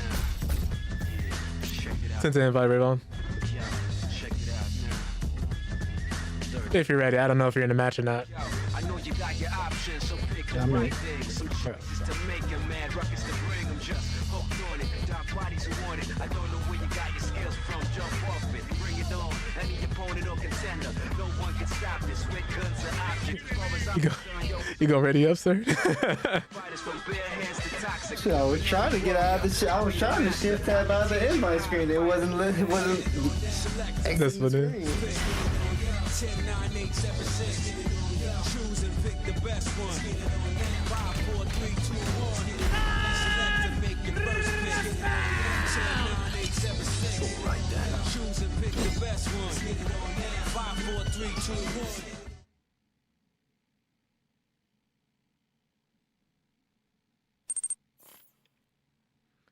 1. Yo, D12, is it okay if I call you D12? What's up? hope you're doing well. Kawhi Alex, what's up? Hope you both are doing well. Are you both like friends, or did you guys happen to pop in at the same time?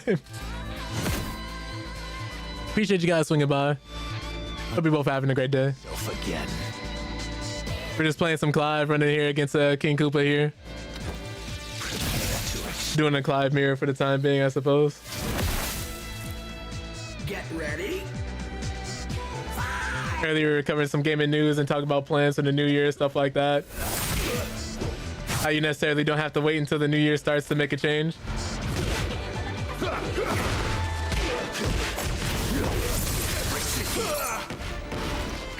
Oh, okay.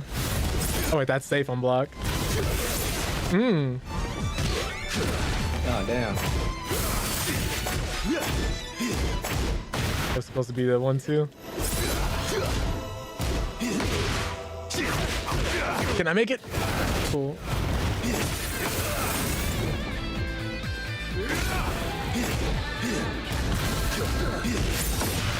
I could have killed you. Didn't parry that. No! I thought I had to run. Thought you was gonna run up. Sorry, D12, but I really don't have the time for that. Oh damn, I did the wrong input.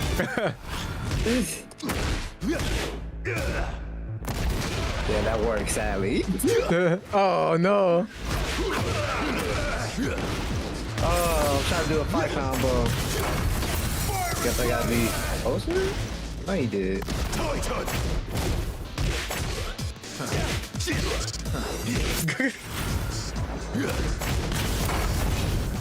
Well, My bad.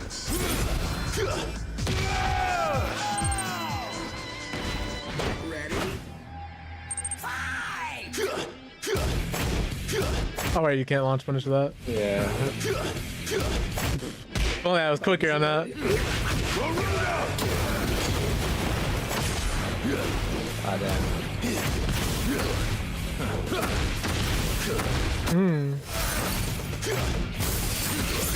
There's gotta be a bigger punish for that. Whoops. I'm also playing on the left side, so. I'm just trying to remember everything. This is my warm up. I didn't really warm up today. My warm up was Final Fantasy 16. He said, oh, it's the same character, right? Nice. Take it again. I'm patient. We've been doing this instead.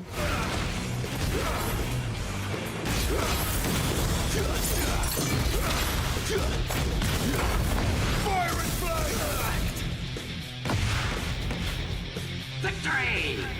There is only one Clive Ross.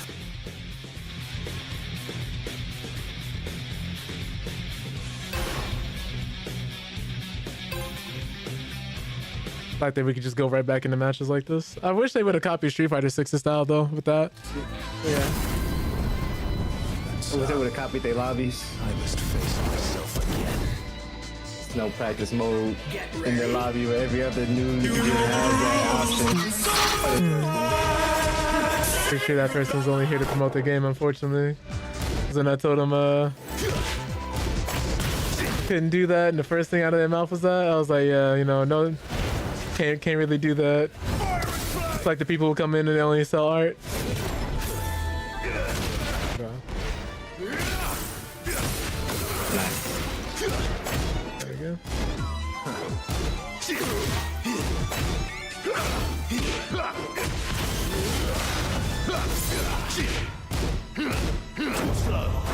I thought it was on your eyes. No. Doesn't work against lows. That's safe, I forgot. Okay.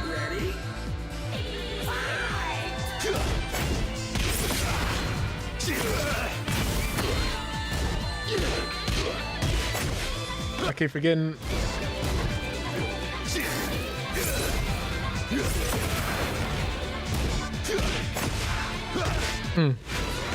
Ah, damn.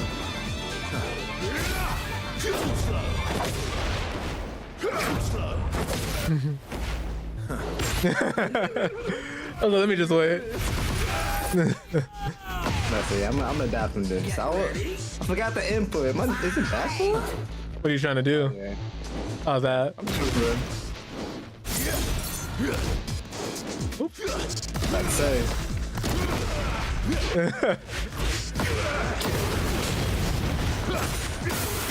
The wall wasn't there?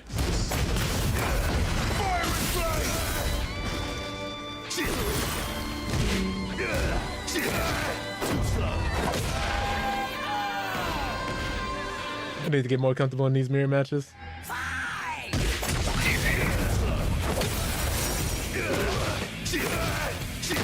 Oh man, I didn't think he was gonna do it twice. I gotta start reacting to those.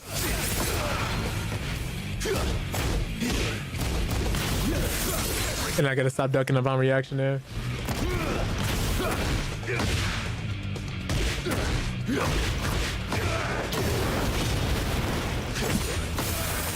Ah, not quite. Why didn't you not do my Wild Rising 2? Victory! There is only one Clive.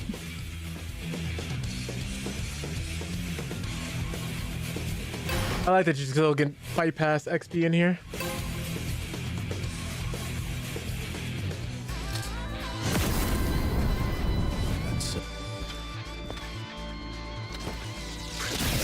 Get ready.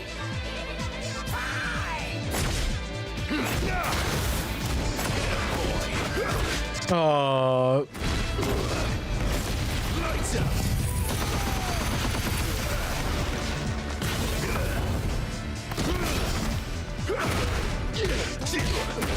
That tried? Yeah. There was a certain point.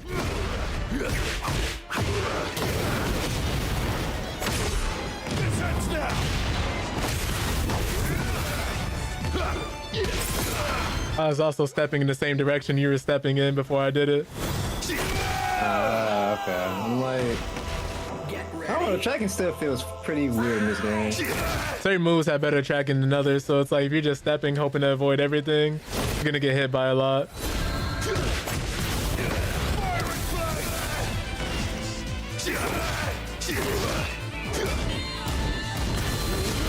Oof.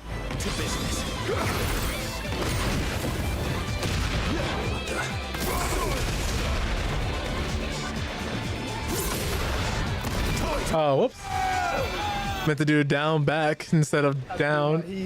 he dash move and he did not do it for me. Well, alright. I ain't gonna lie, I did the wrong thing for it. Damn, man, I just went low all match. You went low a few times. You've been doing lows the whole game. You literally did it 2 last rounds.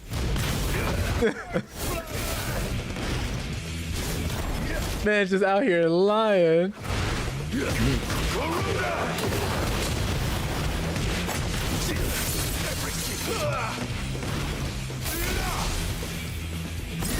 Oh, yeah, see, like right there, I stepped to the same side you were swinging up. Ooh.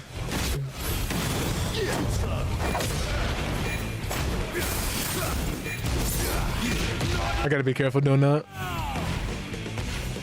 Man, I didn't want to go low because I thought you was gonna block it. I didn't think you was gonna do back 3. I was like, oh wow.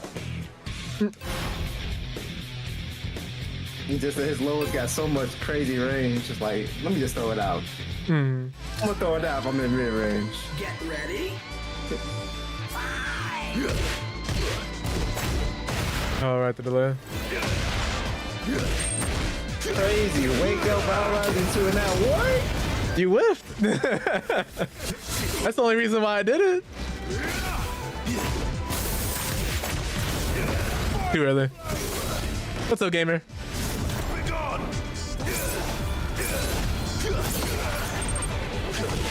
Yeah, that's supposed to be Zoro if my memory serves.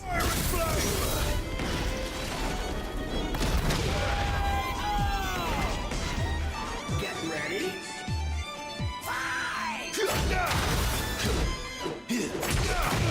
The first hit whiff.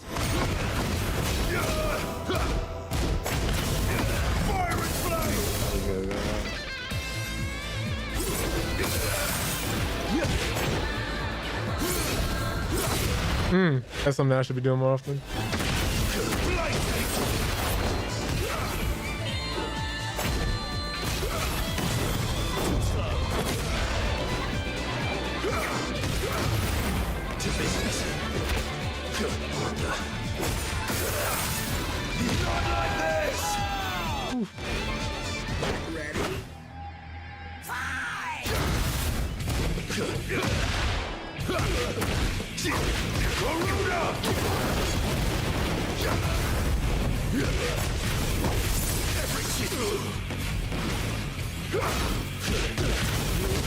Oh, too early again.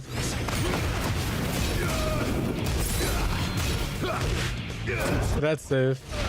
Okay.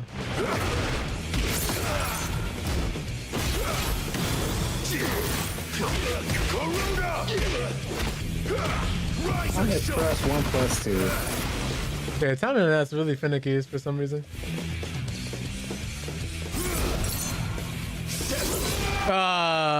Too early. If I waited a frame, you would have dead. Yeah. Yeah.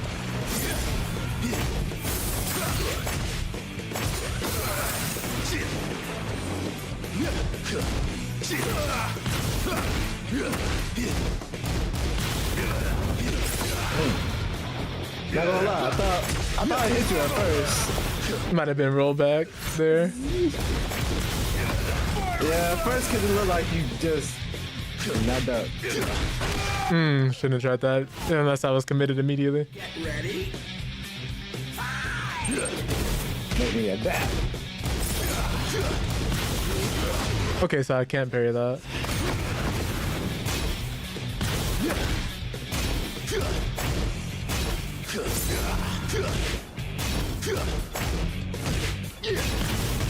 Yeah, you can do back one into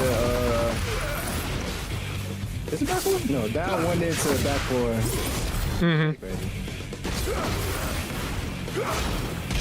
Yeah.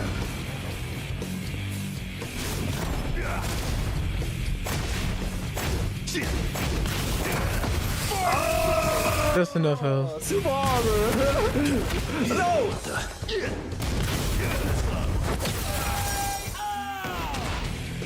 Oh, super armor. There is only one. Ooh. What a kill!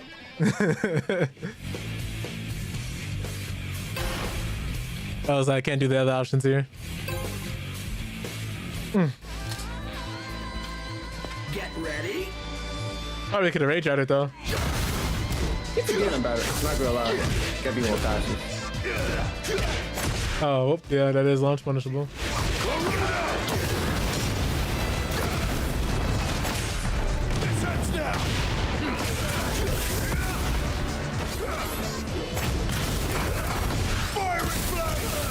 I feel like the heat engage move should go through right there. I don't know.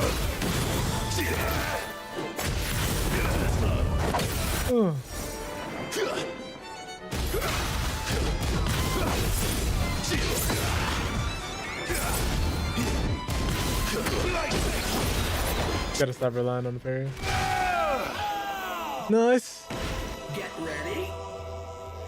Yeah, his back four is like somebody else is in this game. Like Shaheen's and a few others. Oh, my armor didn't come out fast enough. You didn't think that was gonna work?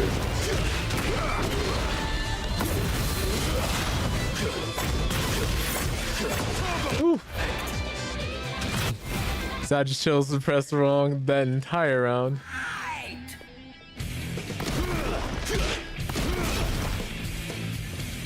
I don't like this type of game we're playing now. The mirror match is getting real.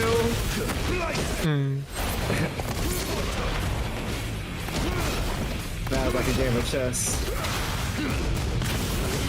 Can't parry that.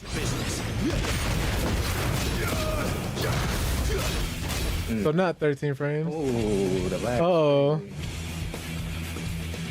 We're getting a disconnect here. It looks like it. Yeah.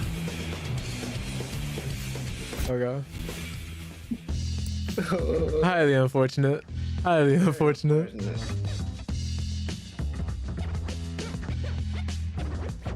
Oh yeah, my. Yeah. Check it out, yo. Yo, check it out now. Third strike, yo. Yo, I know you got your options, so pick the right things. Waiting for memory to return. Are you at a black screen? Bring 'em just hooked on it. Dark bodies who I'm back in the lobby now. got your skills. Okay. Jump off it, bring it on. Any opponent or contender. That was unfortunate. That was a good match. Wonder why that happened. I don't know. I might still check some of my PC settings still. Cause not only this, and when I play Final Fantasy 16, sometimes my PC just freezes. It just freezes. I don't know if it's a game on my PC. So it shouldn't be your PC. Do you notice like your any other games freeze? It's just that one. Your noise gate is coming off for some reason. That's probably what happened too. I don't know why. Yeah, I'm getting the mic. You should check your settings before you just go buy a new mic, see if there's anything software wise.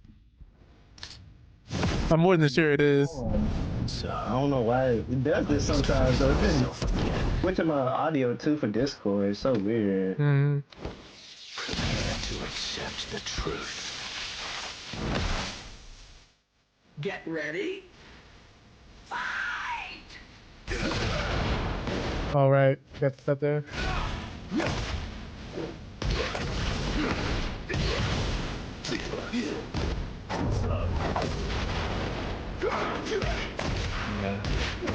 Alright.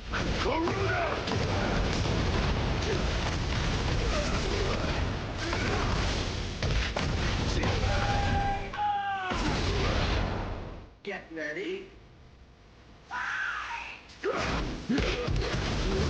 Got to stop parrying the reaction.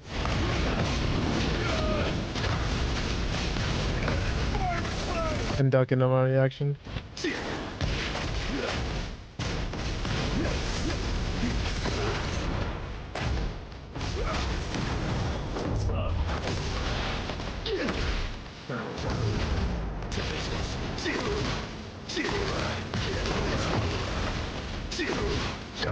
I'm dead. To see here, is it? I would have did the same thing.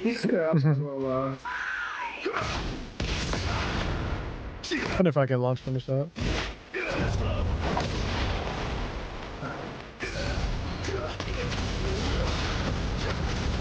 safe.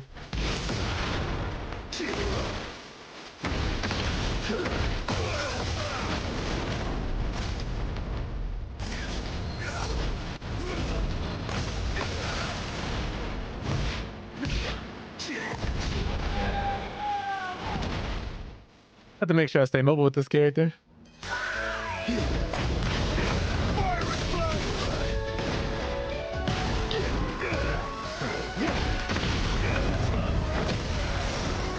Is that a mid or what is that? That move you're doing, that's a mid. That big giant object you're slamming on the man's neck, that's a mid. There's no way that would be a high. Like this is a mid. that parry blocks all mid and highs. It looks like all here. So the only thing that would overhead anything in a 3D fighter is if you're crouching. Otherwise, all those attacks hit mid. Like there wouldn't be like, you know. It looks like a high. It looks like it should be crushing you. Oh my goodness. Ready? He's swinging it down. Am I not supposed to be expecting it to not be that though? No, that's a mid, bro. That's how so many other moves in the game work too. Like the same way with Neville Jin, like when he sweeps you, his hit goes from a low to a mid that has the same exact animation. Cause like it comes directly over your head like that. There's so many other moves in the game that are just like that.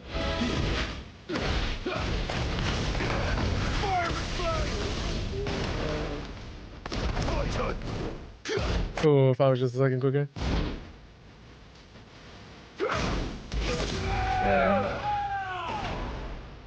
Get ready.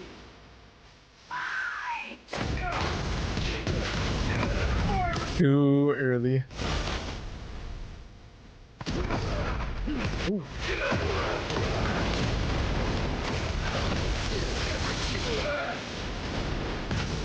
Oh.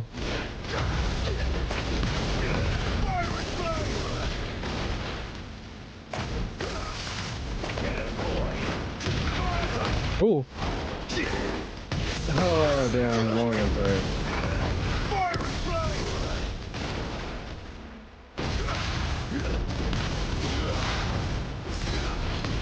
I'm forgetting that's not punishable. Get ready.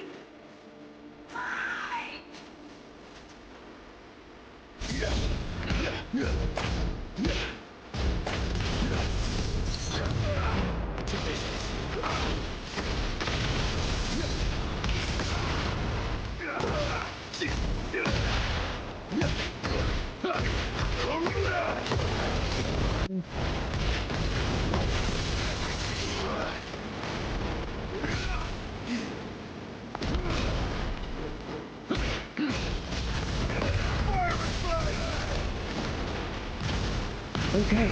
It is all done.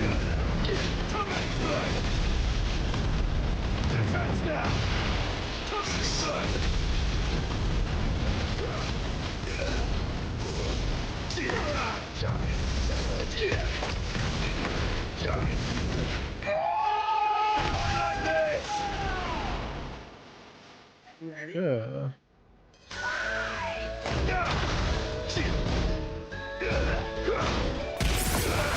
Should be launching that.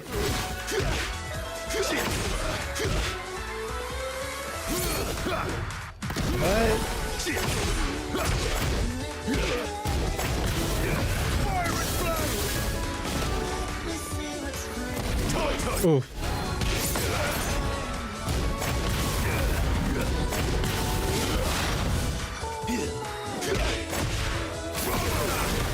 Oh.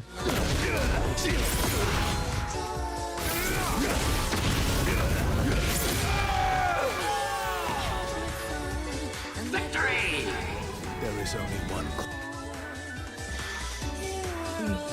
Okay. Let us know if you also want to invite Nia. Yeah, I don't know, man. That move should still be a high. Nah, I'm telling you, by every move, you would have to change so many moves in the game. There's no way that move should be high. It's coming down on you, so it's going to hit you mid. Get ready. Change it. Actually, what's crazy though is that you can dodge that with his parry. Yeah, I've done that a few times. That's why he said like it should be a high. He keeps trying to duck it. Isn't that parry only a high parry or the high end? It's a high mid parry. Ah, okay. Cause like he's done a few other moves too mid, and like we played each other in the past and have like parried each other's mids. So I was like, I don't know why this move specifically has to be the high move. Yeah, sure, bro. I don't make the rules. You're trying to. Are you right? Nice. Okay. I understand now.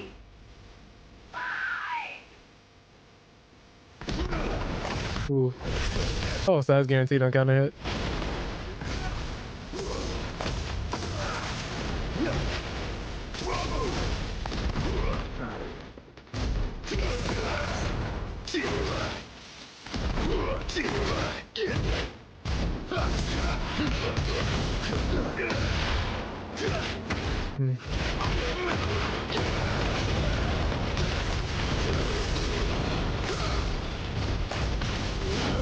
Oh, so the timing for that is very strict. Okay, so you can't parry that. You have to do it right at the beginning or not at all.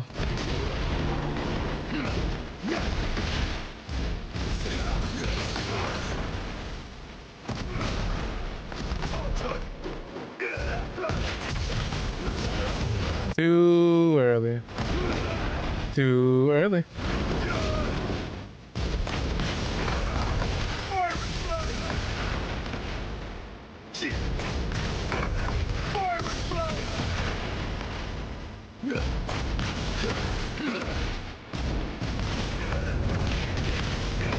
Too early. I should have done the other thing. Get ready.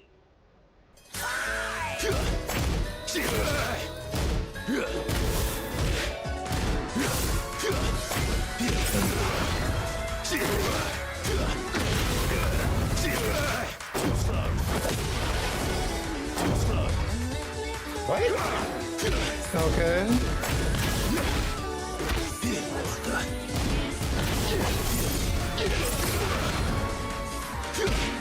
Oh, wow. Brainfuck? No, I was trying to delay the timing and then step, but I wasn't blocking. Why did it look like you were just standing there? I was like, huh? Yeah, I didn't move in time. Oh, I might be dead here. No, I'm alive.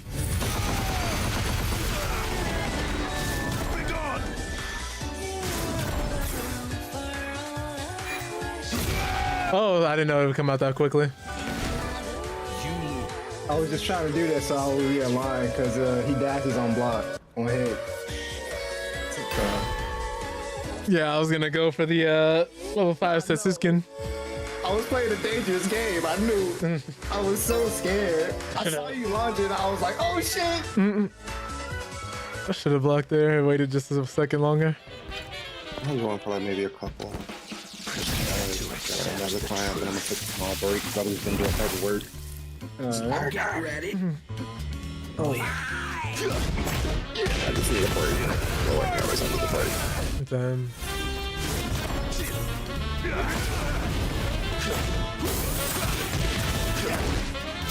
Oh wow.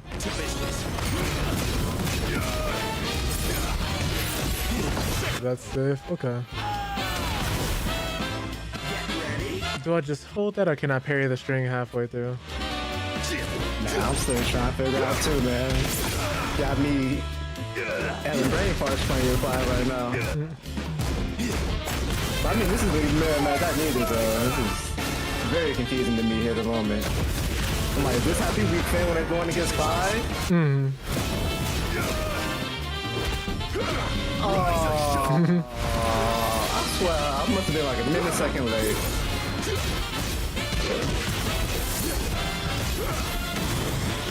Oh, whoops. Oh, that's one.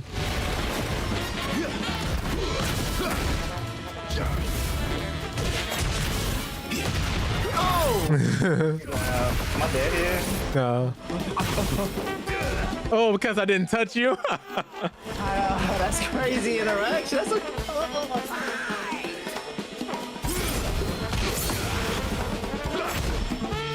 Okay, so that range is really nice. Okay.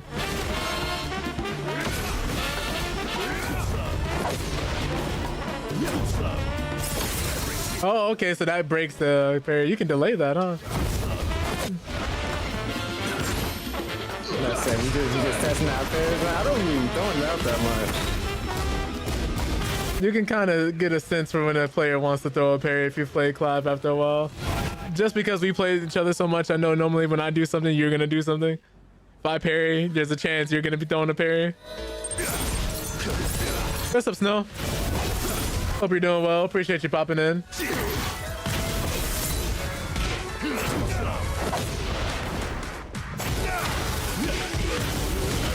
Ah, so the timing on that is a little finicky.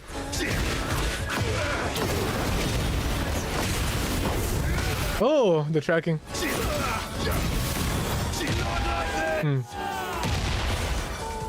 ready.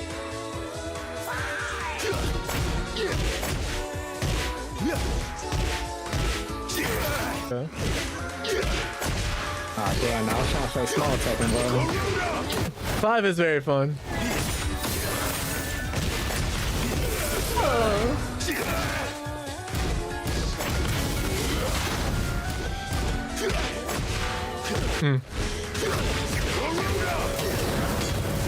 Oh my. Yeah. That's really the time in there. I said 1+2 and I got. I'm like, no. I'm dead. He's very flashy, he's very fun, he's very solid. Not OP in the original sense you would think, but he's very good. He is very good. Some of the best range in the game though. Some of the best mid-range in the game, I would say. Get ready. Like just being able to like still do that, and the fact that that move was safe, it would go down in a lot of people's tier list the moment you make prominence on save.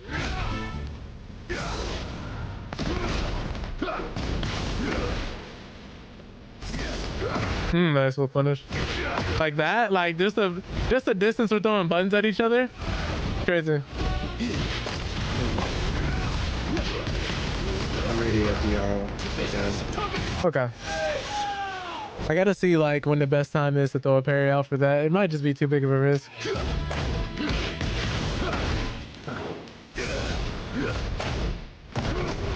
Now I was trying to figure out when I should incorporate.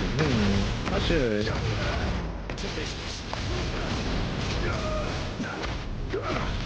Yeah, 1+2. Too quick. Timing on his 1+2 is a little strict too. Damn. You're moving faster than mine. I would have hit too. Oh no. That's gonna hurt.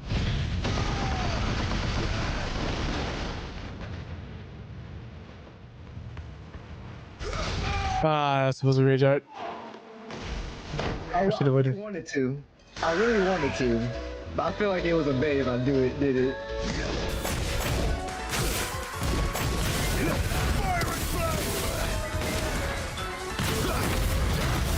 That's safe. That's not launch punishable. That is not safe. Wrong move.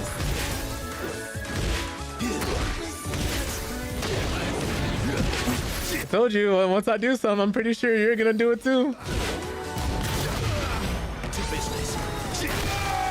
I'm like, I was trying to remember what that was. Could've did that.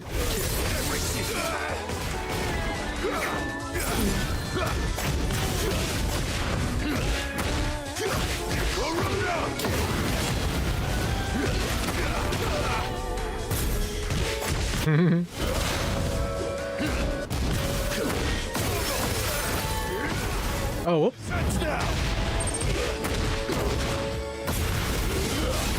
Gotcha in a second here, Snow. Right now, I'm just trying to make sure my mental health doesn't drain fighting this monster. Hey man, I ain't gonna lie. I had to see if I can do a heat dance setup like that. It's actually nasty.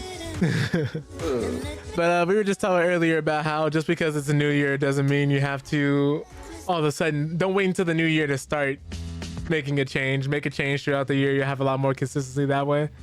So many people will come in and be like, oh, new year, new me. Like, I know a lot of people are more conscious of that fact now to where they can make changes throughout the year and it'll be a little more consistent.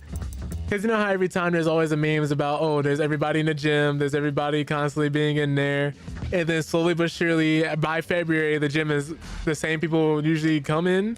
There's maybe like 1 or 2 people who came in through the new year and just like, all right, I'm in here. Who are actually like consistent enough to keep making the change. It's one of those. And just like with anything, it could be your physical health, could be your mental health, could be the type of people you deal with, could be a job, could be, you know, a certification you want to get. Yeah, it's always the weirdest thing.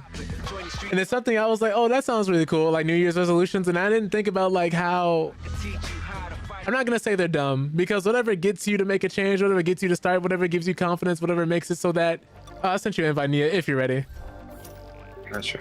Whatever makes you want to get up and do that one thing you've been meaning to do for the last, you know, months, couple months, years, weeks, days, whatever, is always going to be a great thing. I never want to be that type of person. It's like, oh, you're just doing this because it's a New Year's resolution. Like, no, like whatever makes you want to become a better person is a good reason in my eyes. I guess. You know what's crazy with Clive? You can play some small Tekken with this, man. My bad. I was smoking. Lord mercy. He's sending me a message and stuff like that. No, but Clive, you can do a lot of things with Clive. He's very versatile for many play styles. He's trying to get that stoner buff. I do need it. We've been having some close matches, bro. Having me think a lot right now. But yeah, it's like one of those things where if there's anything I want to do, like, you know, if someone wants to clear their debt, if someone wants to, you know, I know some people have a problem with, what's the word for it? They'll look to other people to try and fix their own issues. And I'm like, no, we don't need to be doing that. We don't need to be doing that. Some people be sad because they're going into the new year single. I'm like, well, you know, what does your daily life look like? How happy are you with yourself? Are you in a position where somebody else would love you if you don't love yourself? Like, why would you try to make somebody else love you if you don't? I'm just kind of yapping now, but Get ready. one of those things where you should always be aspiring to be a better you. Not just because it's a new year in my eyes. Oh, so that is not combo. Oop. She's sliding on the ground. Okay, so that doesn't work against her. I know it's the one where you can do down back two into 3. I don't know the extension after that. That worked. That's weird. Wow.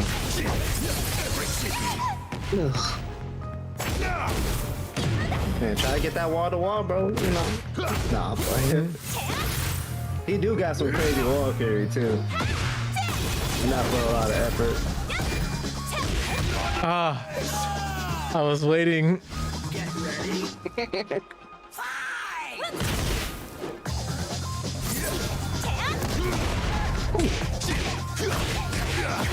It's gonna, wow, but this combo makes it? That's crazy. Wow, that works? That was the most unconventional combo I ever seen. Man did 3 ones. Oh my god. Oh shit, about to start breakdancing on you. No. What? Oh, that low crushes. Trying to start breakdancing. Juwan, please. It's kind of coming back. It's kind of coming back. It's alright, Ravon. You'll have your chance soon. No, bro, you're the warm-up, bro. That's what you don't understand here. You heard what this man Nia just said? I understand it. Nah, bro, you'll be fine. You'll be fine. It's Nia. Ah! Oh, thank goodness. I was hoping I could delay the timing. Oh, because I didn't win.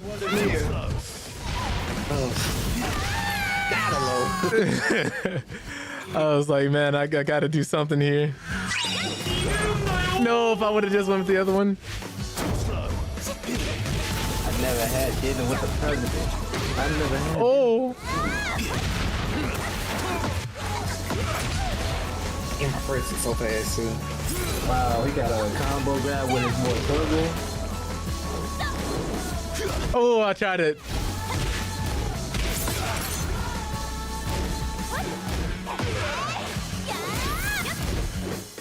I'm trying to flash duck.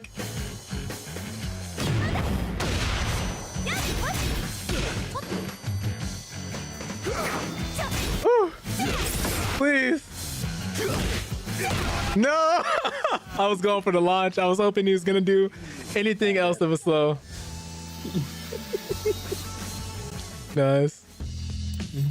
Isn't that old girl from 20 Star Exorcist? Is that supposed to be the costume? Actually, no, but it kind of worked that way, I guess. I see the eyes. It's just the eyes.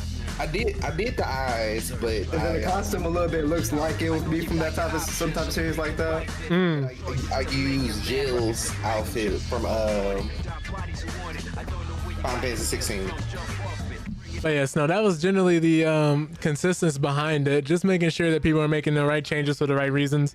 Some people feel pressured because the new year is coming or they're getting older and it's like, well, I've been doing this for so long and so many years. You know, some people they want to make a change because they want something different. Or because like the time has passed that they think like, oh, now I need to do this. Like, no. If it was a problem then, it'll be a problem now, but it's not something you need to make a change for just because it's a new year. Objections. Get ready. Let's go. Oh, Oh man. Shout out to Dash out there.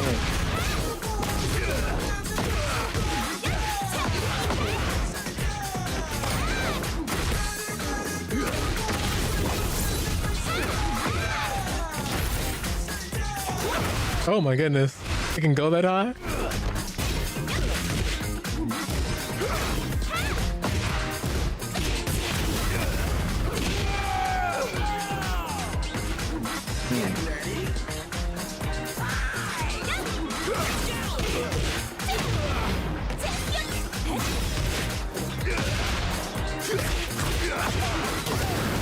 Okay.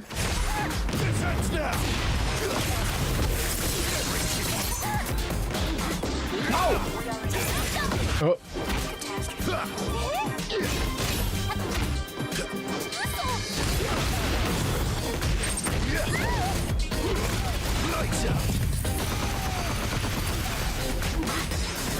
Oh my god!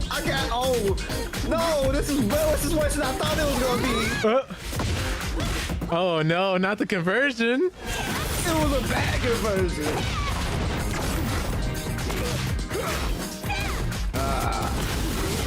I should have did a different option from last time, honestly. Oh god. Jesus.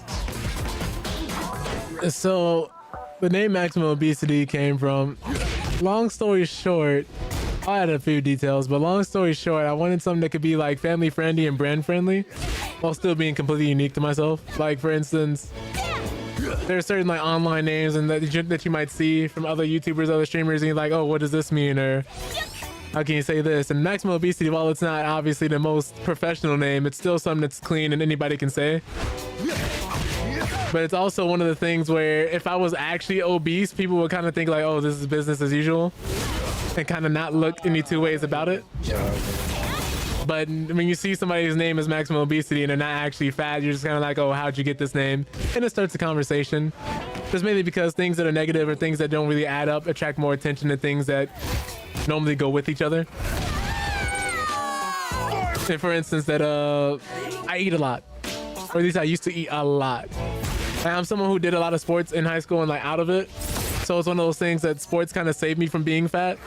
But even then, I still had a high metabolism. It still worked out. But it's just like they taught me had to constantly stay in shape in the proper portions for certain things. So it's like, while I'm not physically fat, technically I am spiritually. This is one of my jokes I always say. Because not for those, I probably would be obese. Like, I try to keep myself in decent shape and not, you know, let my body go, let myself go. Because once it's gone, it's not like you can't get it back, but not everybody will have the discipline or health to actually go through and get it back again.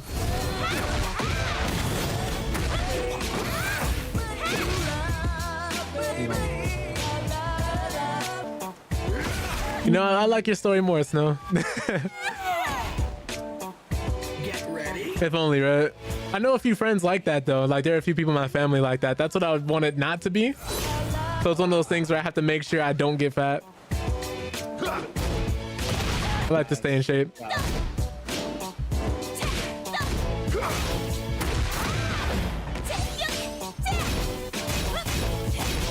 Like, I remember what it was like before being in shape, and it's like I'm not in the best shape of my life now or anything, but it's one of those things where I like being physically fit or considered healthy. Like, very much is something that will pay you dividends as you get older. I thought you was gonna do a little too much. Jeez. And that's kind of one of the reasons why I'm looking for a new job, because my current job, it's like I'm sitting at a desk all day from 5:30 p.m. to 2 a.m. I'm like, I don't want to do this. You're making me awaken. I want to do something different. I want to do something where I can spend time with my loved ones and be a lot more healthier and make a few more videos and stuff like that. Like, I have a few videos in my head, but I have to wait to make them because I'm finishing the cybersecurity course. And once I'm done with that cybersecurity course, I'm just trying to get into IT and apply to a lot of different jobs. So I finally don't have to do anything like customer service oriented. But of course, when I first start IT, I'm gonna have to do like a help desk position and stuff like that, which I'm fine with. I just don't want to be in sales anymore. Because while I love helping people, I hate helping rude, stupid people. Get ready for the next battle. Absolutely hate rude, stupid people.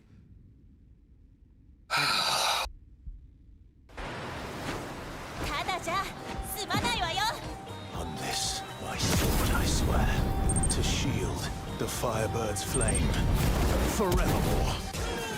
Get ready. Let's go. Oh no, she was still low.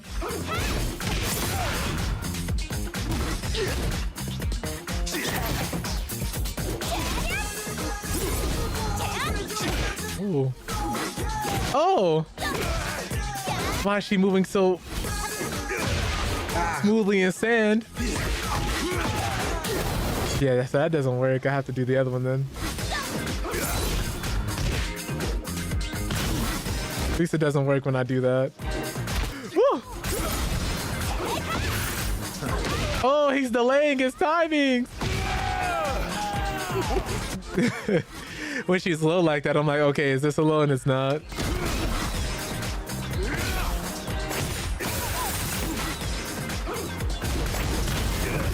Oh, you can sidestep that. Maybe she can, because she has some of the best sidesteps in the game. I think Lily has the best, and then slowly after her is Nina.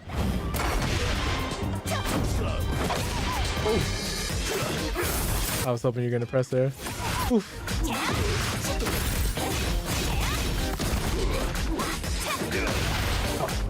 Oh, baby.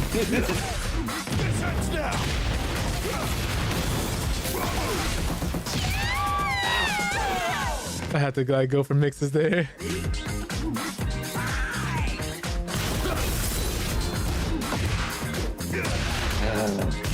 Oh my god, brain fart.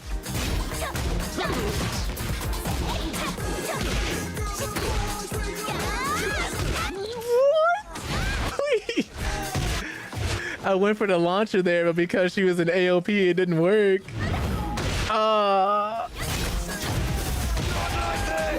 No. Get ready.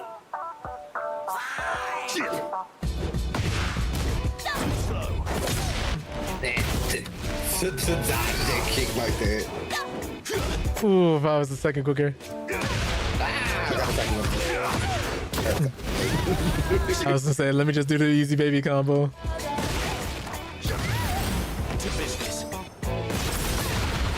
Oh, first. I was like, I gotta delay my time. I gotta take a hard second to just do something wild.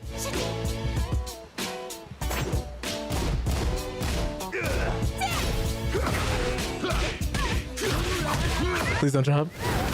Oh, thank goodness, because I asked nicely.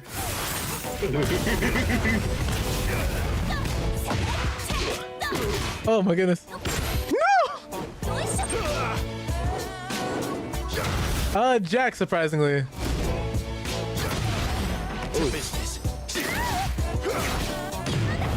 I used to be a Nina main, but then I ended up switching to him after Nina. Before that, I played Dragunov. Before that, I played Steve. Steve was the first character I started learning Tekken 8 with. Oh, please die. Thank you. GG. I gotta go. Alright. But characters I play: Shaheen, Clive, Jack, Nina, Steve, Dragunov. But the characters I play sort of kind of well right now: Clive, Shaheen, and Jack. Just because they're the ones I've played the most. Nice. Yeah, Steve is like a commitment. Whenever I go a long time without playing Steve, I have to like go back in the lab and relearn the character. I also used to play a bit of Brian and Heihachi.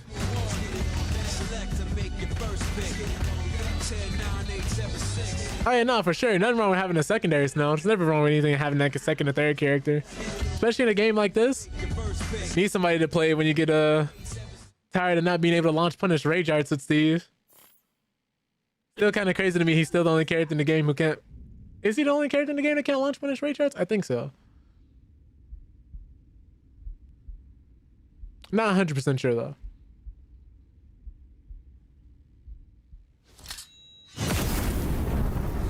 And so, I think he is. You don't got many standard launchers to begin with. Get ready.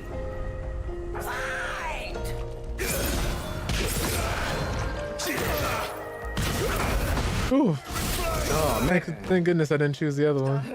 man, that's what I'm saying. I'm like, man, I'm finally figuring out options. This man choose super armor finally. Damn you, Joel. Get ready.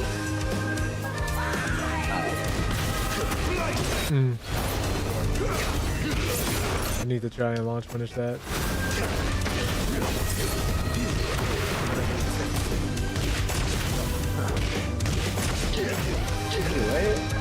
Yeah, I just didn't do it.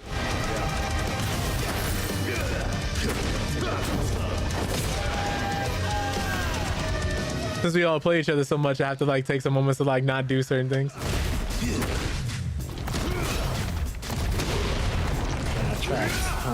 That's the side I threw it from, was the side you were stepping into. Okay. Because it comes out his left hand.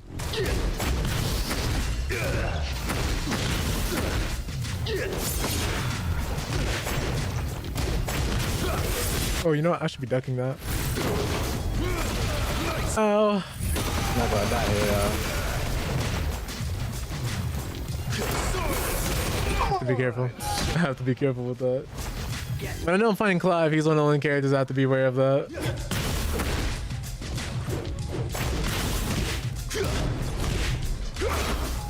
Okay, so not launch punishable. Good to know. It's not, you just can't, it's just punishable, just not from that move. Very crazy.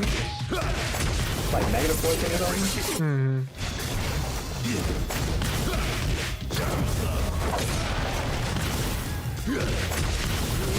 Ooh.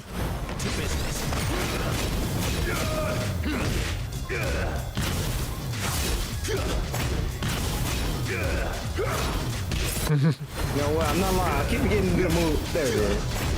I'm like, what move is it? Oh, yeah. I'm on the right side, so like, my brain discombobulated. Oh. Damn. That's the wrong move. I was trying to take you to the ground. Damn! I should have did forward 3. That's what I meant to do. But my brain just wasn't thinking at the time. Like, move, I just reacted. No. You gonna take us down? Oh, well, I tried. You could did you could went into the A and then press 1. Oh yeah. Fun. Forgot about that.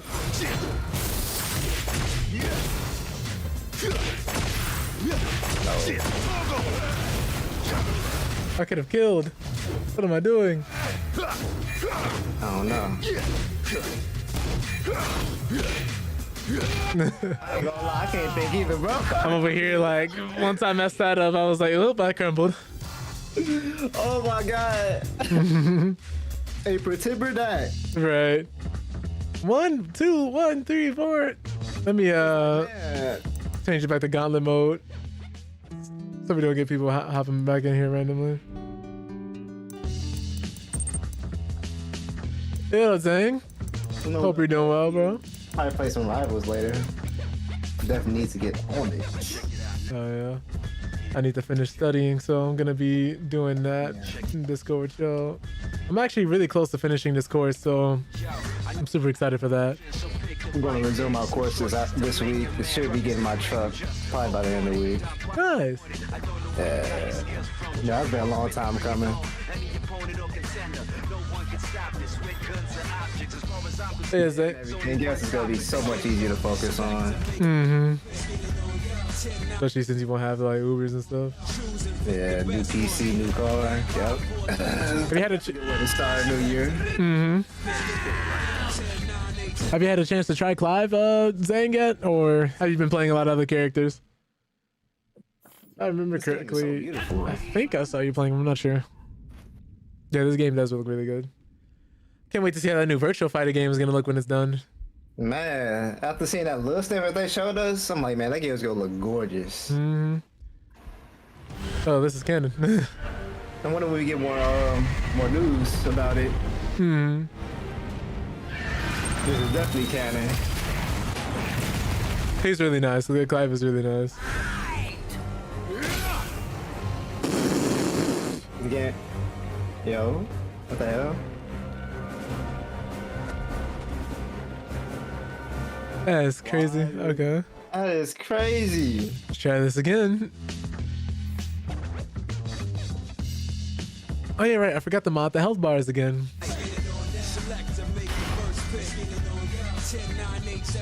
I'm gonna turn down my settings a tad bit. I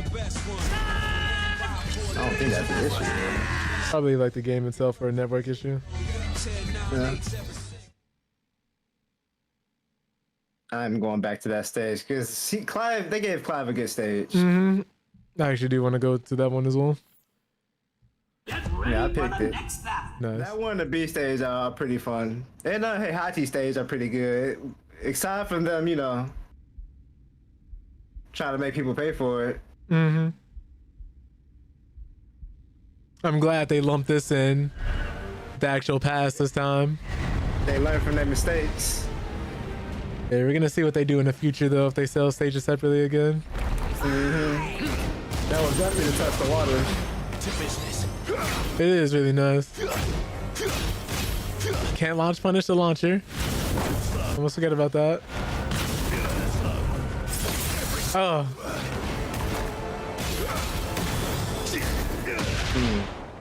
I gotta stop doing it. He knows my moves. I do it too much. Oh, I didn't need to do that one.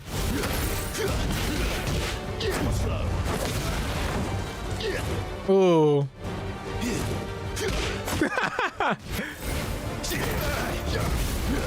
No, that's safe. I forgot. 13 frame Punisher. That's also safe. I forgot.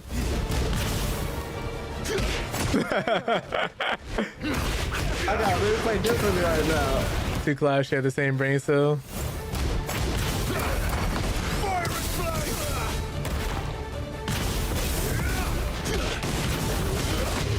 Thought I had the time down. Ooh, I got the realignment just in time. I thought I was gonna drop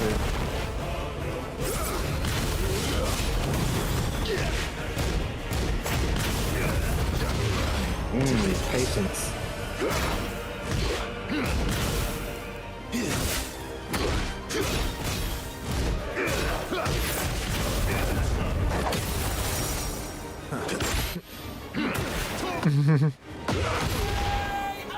Okay, I should not just be throwing parries out that blind.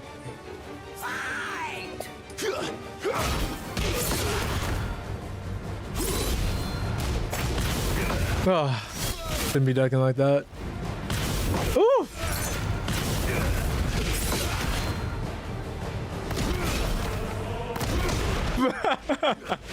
Got us both doing that. I didn't think he was gonna do it. No!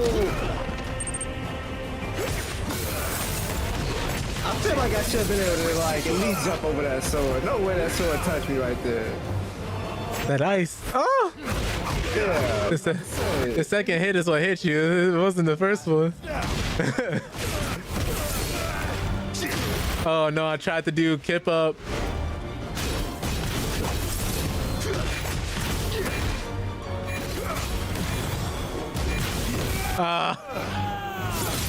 One parry was over. I know. Get ready. Damn! I tried to stop the round off with a parry. I did it too late.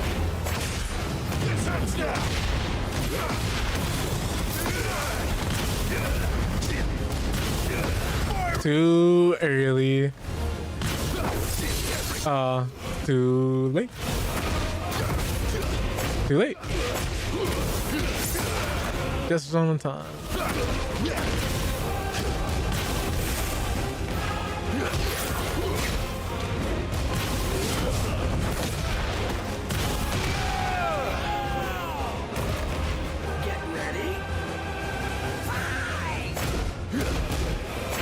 They're just boxing in the background.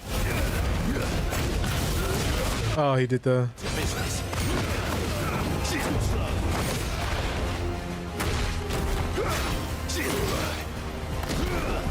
Oh, so that can miss entirely if you're off axis like that. Oh. Nice.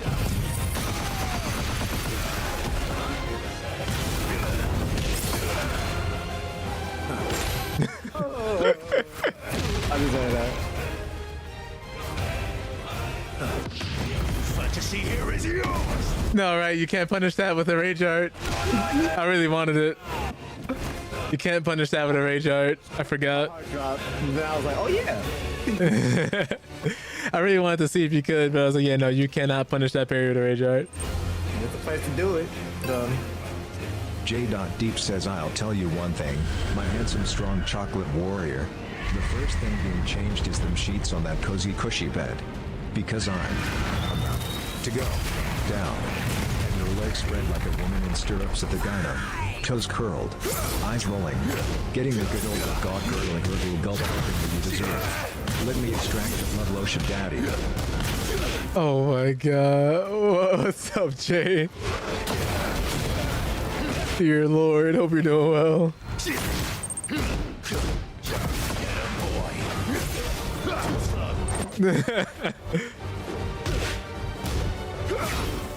Okay, so that's not punishable with that. Did he in the chat?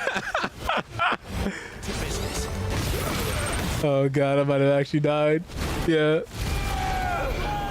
Much better now that I got that. Oh my god. Good Lord. Well, I'm happy to hear that. Crazy realignment. Yeah, we'll catch you sidestepping. It's just because the attack itself is so big.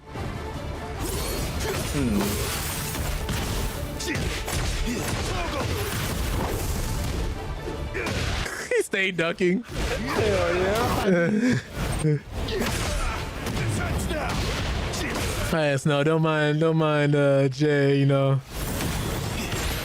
it's one of the staples here. Okay.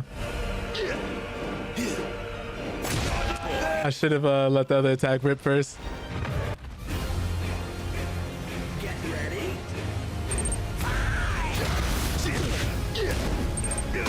What do the young kids say? We're not new to this or true to this.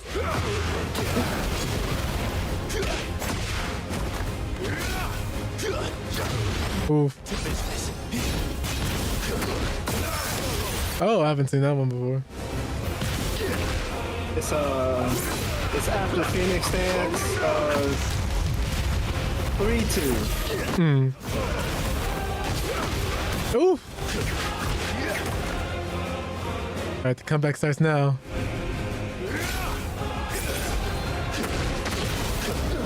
Oh, I knew it. I knew I should have did one. I knew I should have did it. Definitely should have done one. I knew I should have did one. Oh my god, nigga, you got the Sharingan gun or something?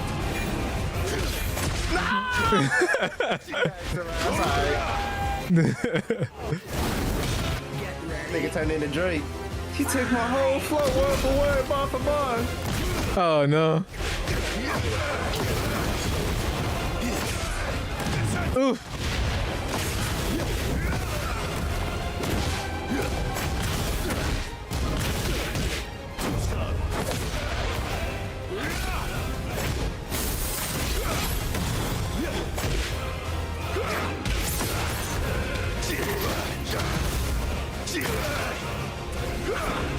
No.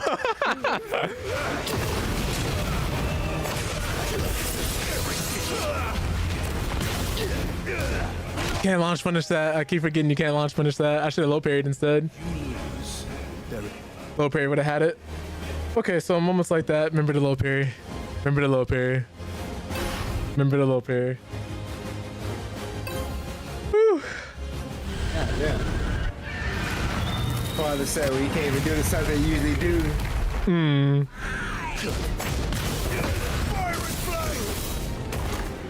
But yeah, Jay, we were just discussing how like too many people will end up trying to do things in the new year just because it's a new year where they could have made these changes throughout the year and it would have been a lot easier to do.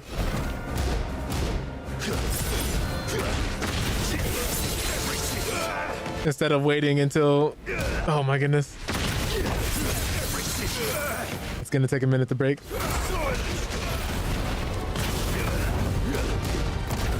Ah, too early. Nice. Ooh, there you go. Get ready.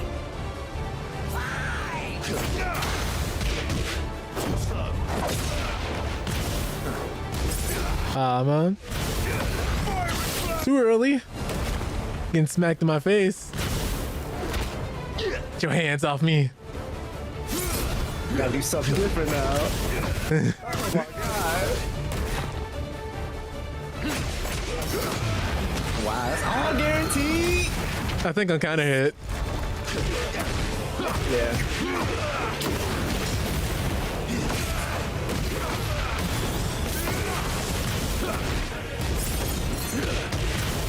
Oh no! Starts now.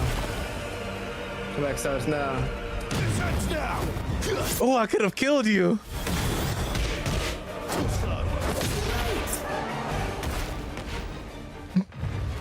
Okay.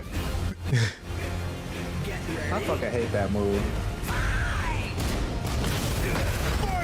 Ooh.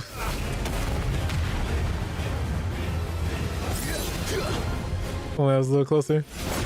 Oh, yeah. That's not getting whiff punished to the thing you were trying to whiff punish the other guy with. Nice.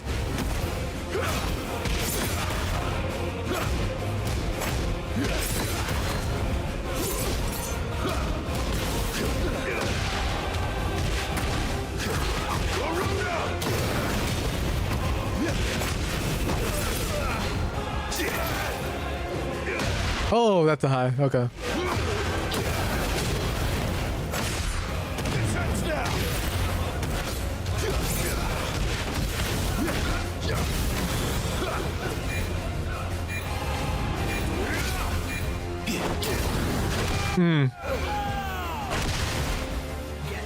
Could have done some better options there to force a guess. Yeah, that move right there, I haven't found no use for it either.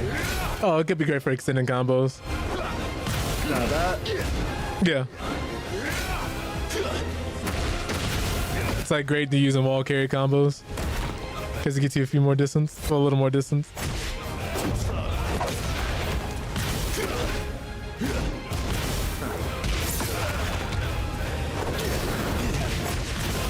Didn't want to do that. Air attack there. Definitely wanted to parry though. Why ain't a demo? I'm dead. Gotta stop doing that on block. That's a bad habit. Get ready. Too early.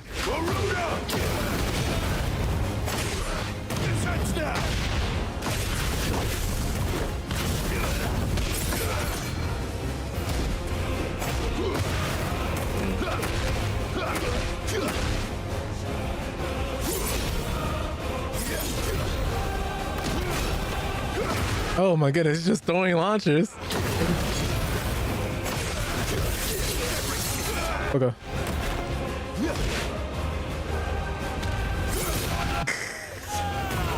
Okay.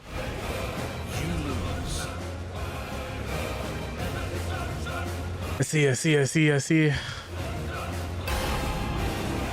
To become Clive, you have to be Clive. I was like, oh, we're just doing unsafe things.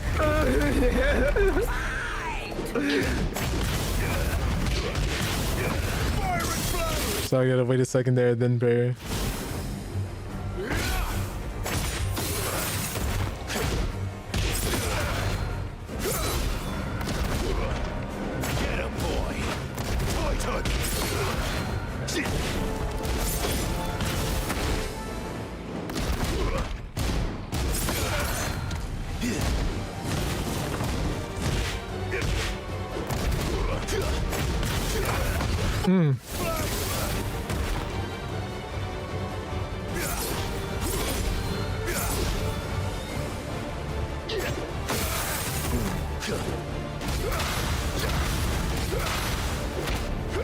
Oh, damn.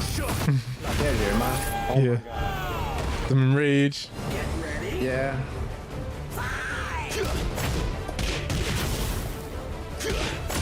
I was gonna go for the raw rising punish there. No reason for me to duck there.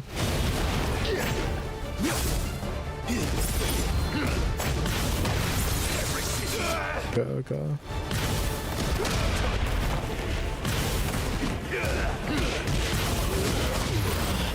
Timing on that one's a little tricky. Oh, I was late on that. I'm dead. So I gotta play this a little more conservatively.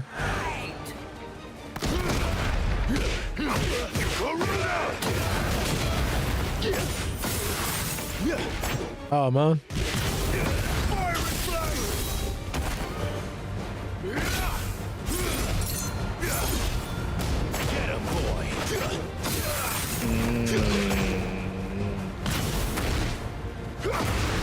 Oh, the very edge of that attack caught me sidestepping.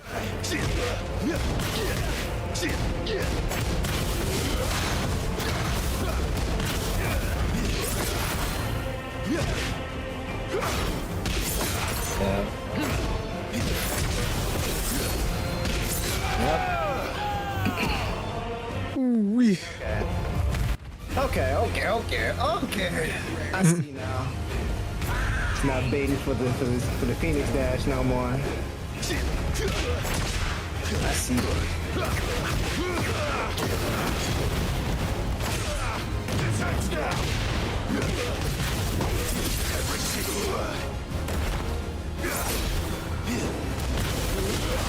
Okay. Oof.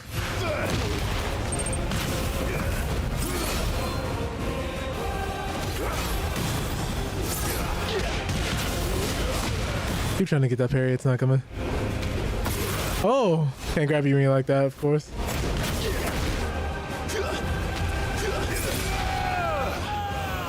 Can't just throw that out there.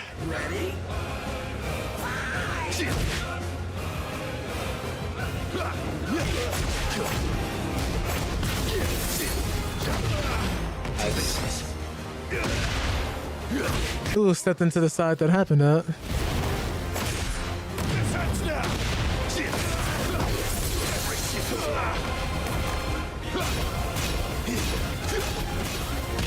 wrong move I missed. I tried to do DF1 too.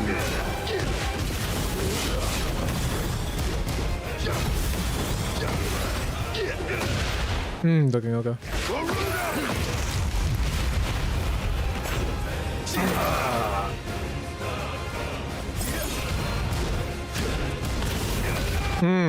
Didn't have to duck there. Oh man.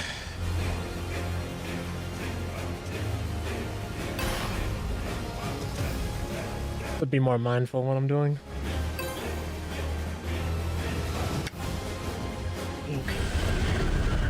See now.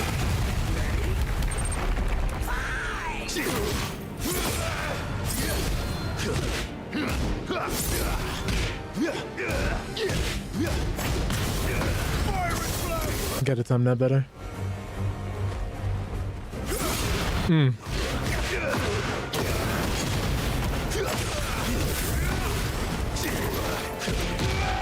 Okay.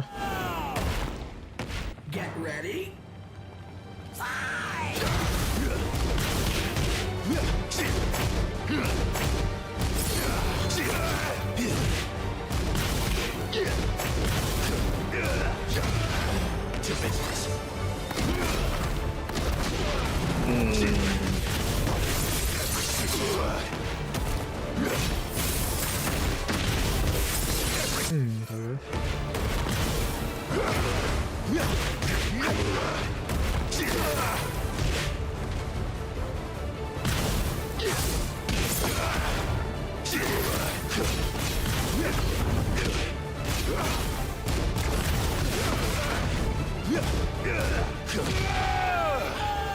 What do I punish that with?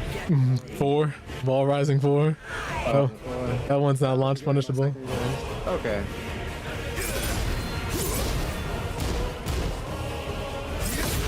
Yeah.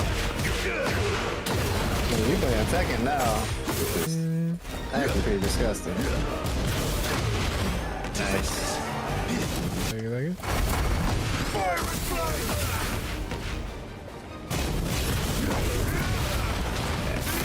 Yeah.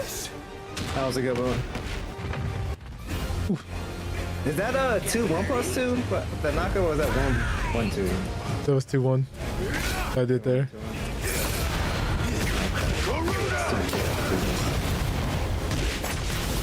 You talking about the Phoenix after the Phoenix dash, right? Yeah, he did like a crazy knockup after that. Yeah, that's 2-1 with the wing.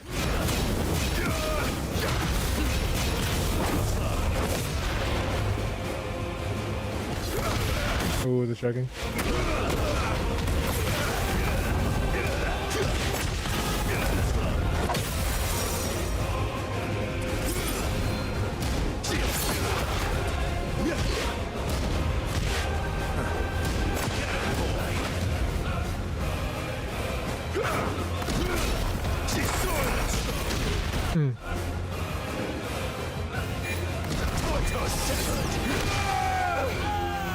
Ooh, should have only did that if I knew I was gonna hit.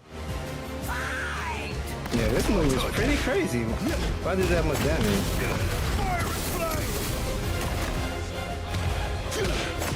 Nice. Take it, take it.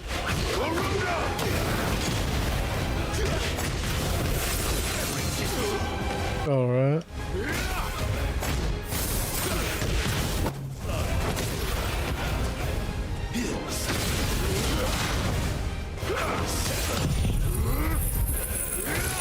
I was hoping I was gonna get this ender. Victory! There is only one Clive Rossman. He'd be kind of tough trying to get some space from this man. If he wants to close the distance, he can.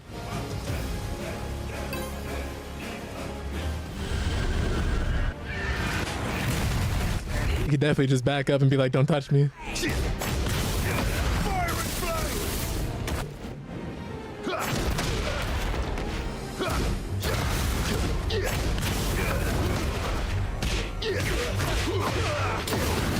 Oh, you can sidestep that. Okay.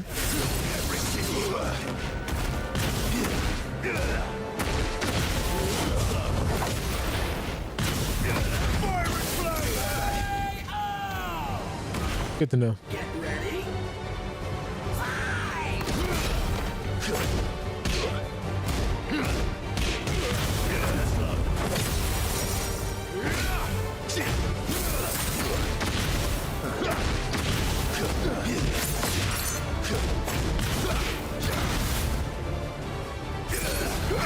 Nice.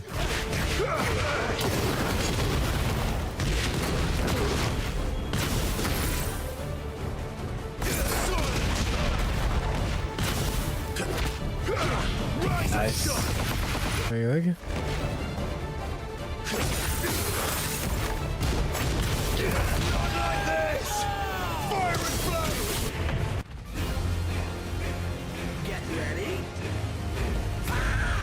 Those moments where you like get so deep in concentration, I was like, I keep forgetting to speak.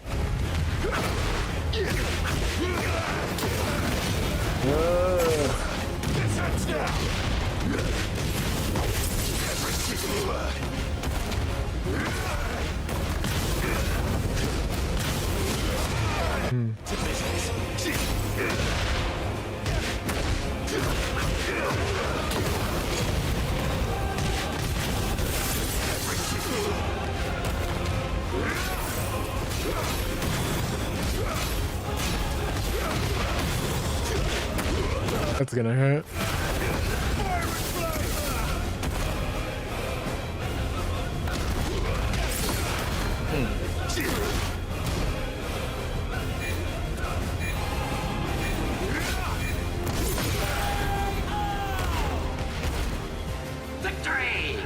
There is only one Clive Ross.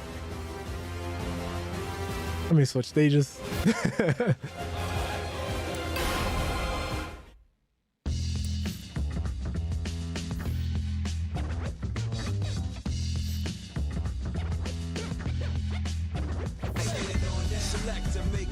This music is still so good. 10, 9, 8, 7, 6.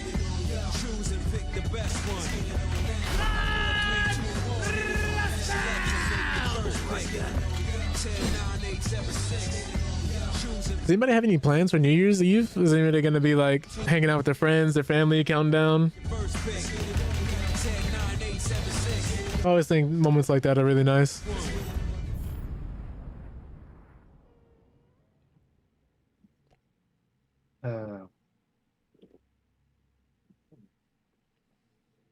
Just being able to hang out, just do different things.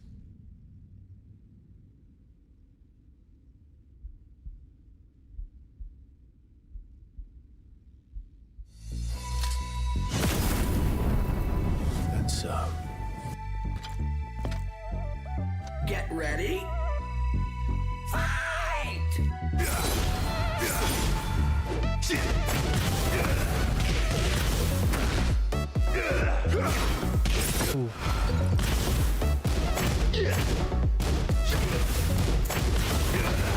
Too early. I have to figure out how to time that better.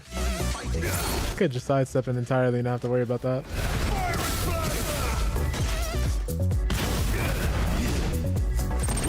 Ooh.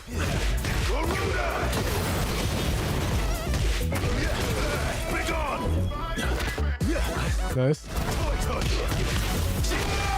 Okay. Get ready.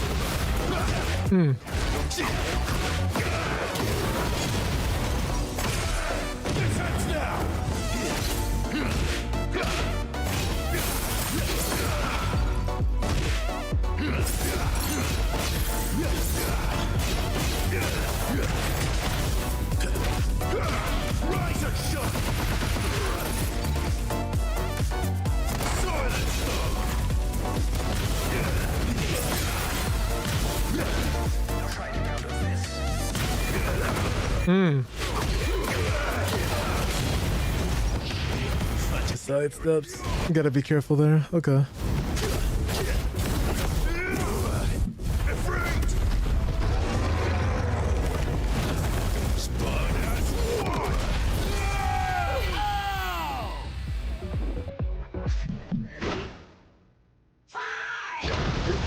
You still got like time to go because you try to like a second late, you will get caught in it. Whew.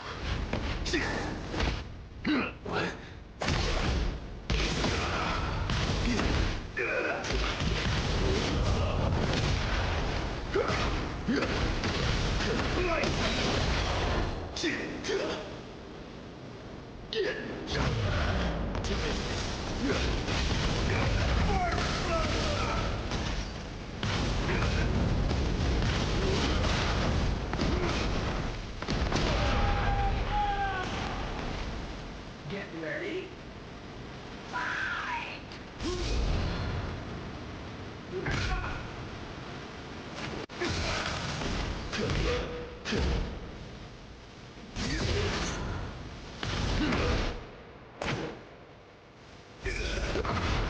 Hmm.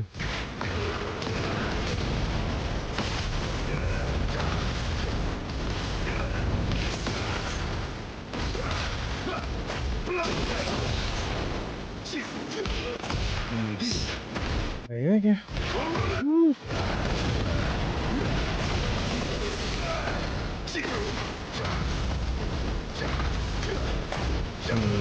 One punch. Really?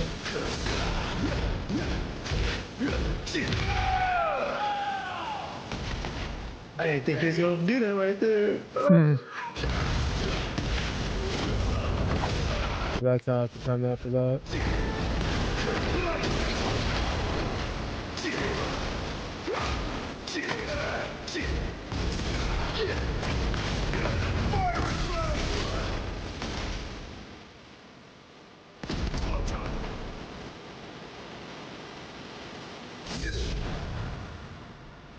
Oh my god.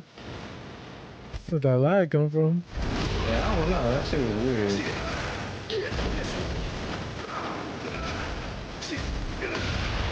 I tried to get the guarantee after. I didn't think he was gonna get up that fast. What the hell was that? It means it's not guaranteed. I might be dead here. Yeah. Second swing. I was hoping I could get it in before the second swing came in. Nah, my heart was still dropping. I was like, oh, it's gonna be close. Oh, this is fun though. Mm.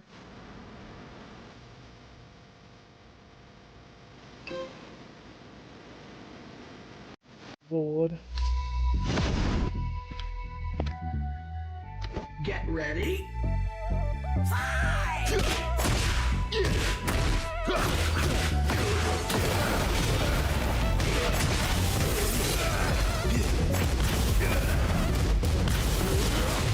Okay.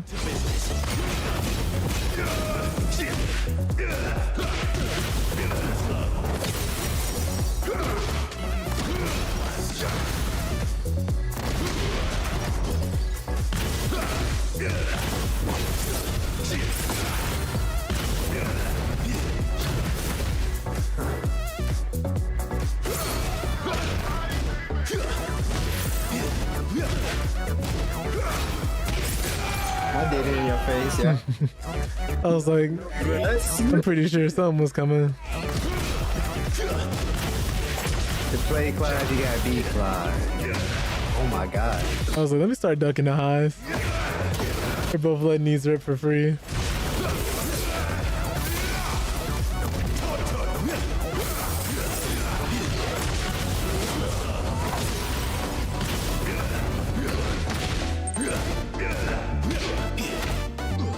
I didn't break it. Oh wait, that's safe. You can just flip that right there? Yeah, I've been doing it every time you've been doing that. Well, not every time, but... But at first it wasn't just doing it to me. I feel like that second was hit. Trash. It took me some time to get the timing down. Okay.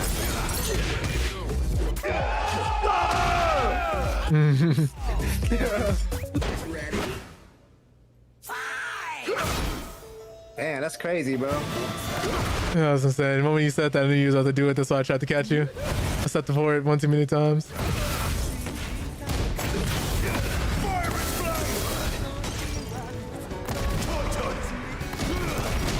Oh, man.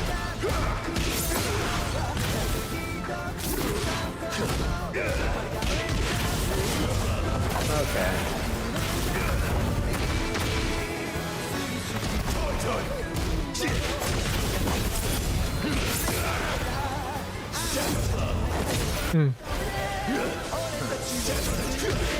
Shouldn't have waited. I should just let it rip.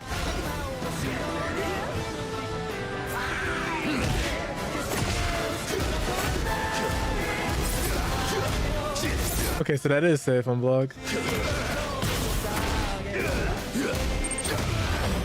Actually, maybe not. Unless you press after that. Okay.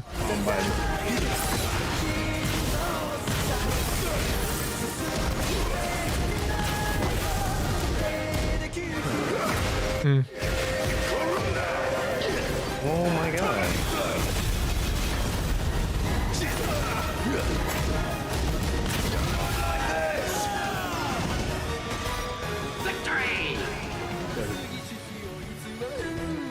Oh Lord. I wish we had more options for the customization, because we could put like jewels on his arm or something like that and color them yellow. You can make Virgil.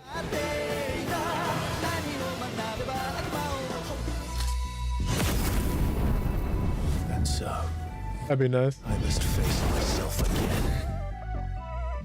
Get ready.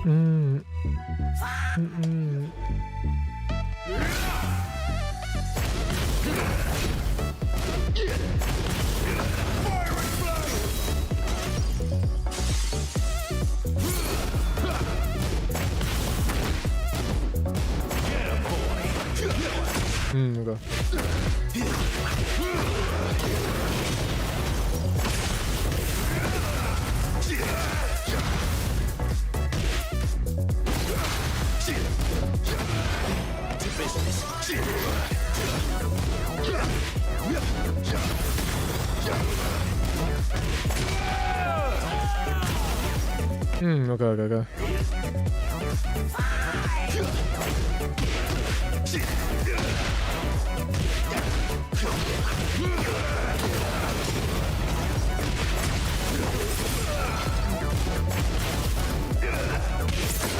How you can punch it like that?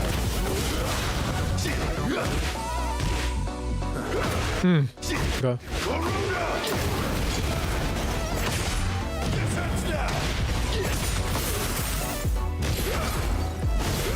Oh, not what I wanted.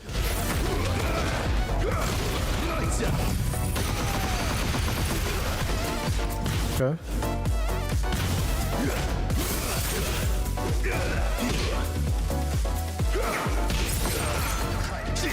Yo, what's up, baby boy blue? I tap and grab. Why didn't you do Phoenix Dash? No, you gotta go grab me, nigga. Oh well. Whew. Ready? Fight! Oh, wrong side. Just playing some Tekken with King Koopa here. I was just both playing the same character, trying to figure him out. Oh wow. Oh damn! I actually had something right there. Oh, damn. I think you'll be going through the wall? No, okay.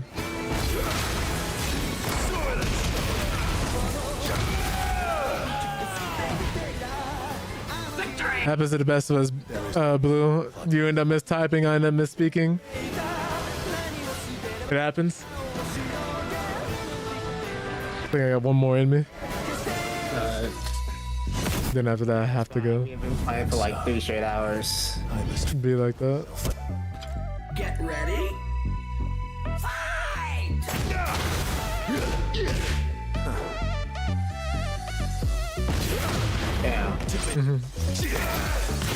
Now I'm finally getting the KBD down on this Kasune. Come on. What? Damn.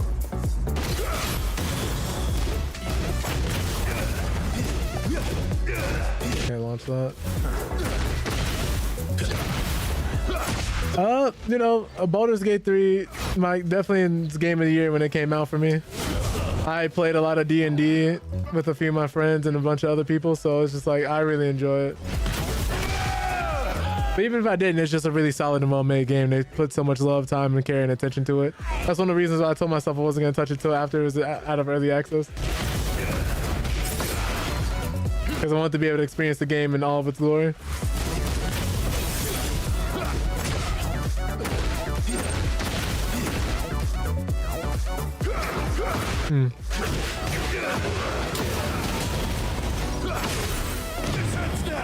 Really good game though, honestly, I love it.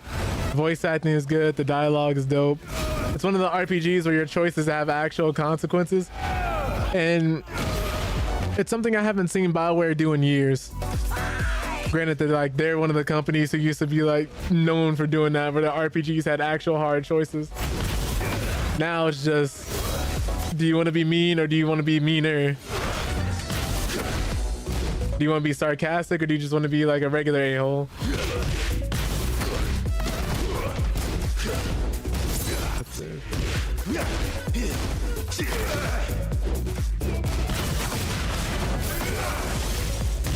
Oops.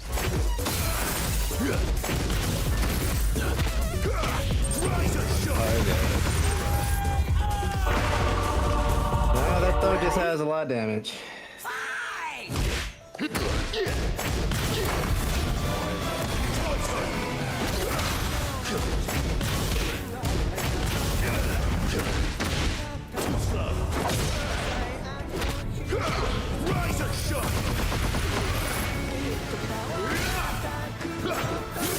Oh. Oh.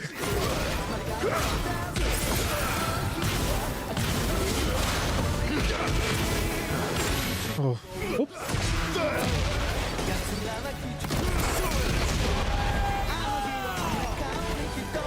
GG's. There is only one Clive Rossfield. And it is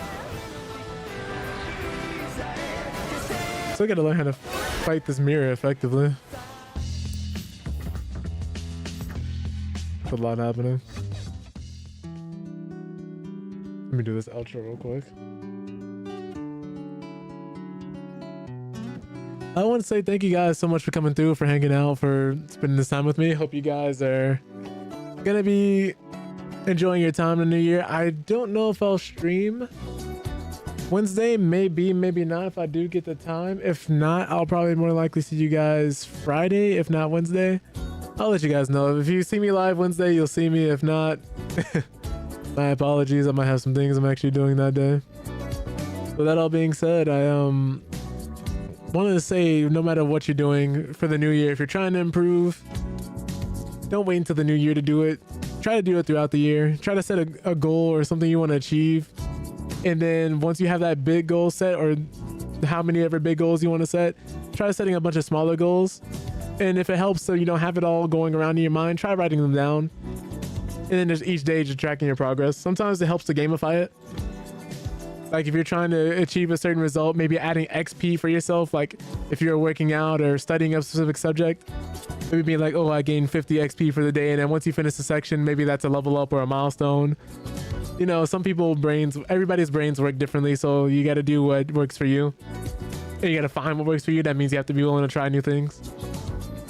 Or regardless of whatever that is, or whatever that may be, I hope you're just trying to be your best self that you can be. Regardless if that looks like just getting out of bed at a certain amount of time, or... There you handsome fucker. My strong chocolate warrior. Oh, God. Clowns. I thought you were one by the size of those massive shoes. For me to realize you fill them well and you're not compensating for anything at all. Oh, Lord. Wink wink. Honk my nose and squirt out that flour for me. Yo.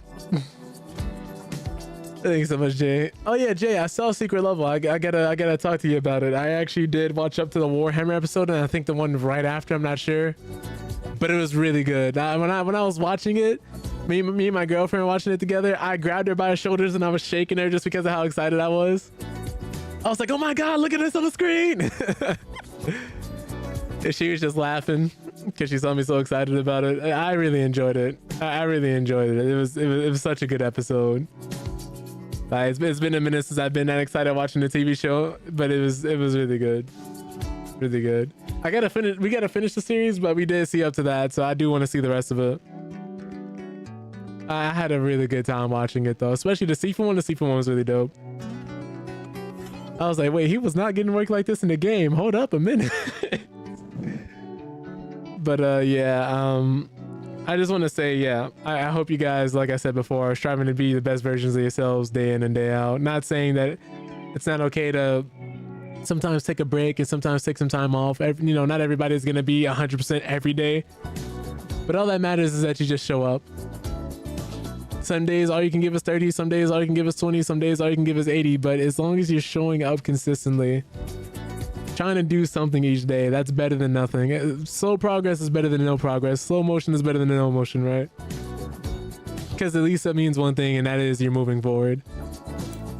And as long as you're giving 10% every day, if nothing else, you're still moving forward and still doing something. You still have something to show for it, right? But big shout out to Nia for being first today. Shout out to T for the sub, for going in 11 months now, almost a full year. I really appreciate that. Who else? Blue for coming through, Sonic for coming through, Snow for coming through. Let me snooze these ads again. Zang for coming through. It was really nice to see Zang as well. Had a new face in here as well with Kawaii. I would have said D12, but I'm pretty sure D12 was here to push the agenda, nothing else. Rage for being here during the news portion of the stream. Really appreciate that. I know he's mainly in the background, probably lurking. Trinetta, Ravon, and Nia for playing. Captain for showing up. Really appreciate all you guys. Nightmares for being here too. I almost forgot about Nightmares. Whoops. But yeah, if not Wednesday, I'll see you guys Friday. It really depends on how it's looking. I'm not 100% myself, but we're gonna see how it goes. And thank you for that, Jay. With that all being said, I hope you guys have a wonderful day and or night. You're all wonderful people. And let me see who's live, who we're gonna be rating here. Because normally I would use my extension for the stream deck, but the stream deck doesn't like me anymore. So now I have to like go through and manually find people who are streaming. So archaic, it's so ghetto. Let's see here. Let me rate the man's primetime Matt, who's currently streaming Marvel Rivals right now. If you guys would be willing to show that man some love. He's really funny. And his streams are really cool. Only person I know to use the Snapchat, like the Snapchat filter the way he does. And a bunch of other effects on stream. So we're going to be starting raid for that, man.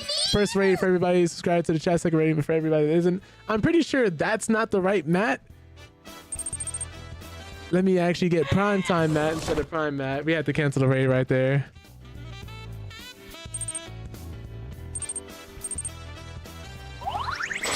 Try that again. That's the right Matt. All right. See you guys.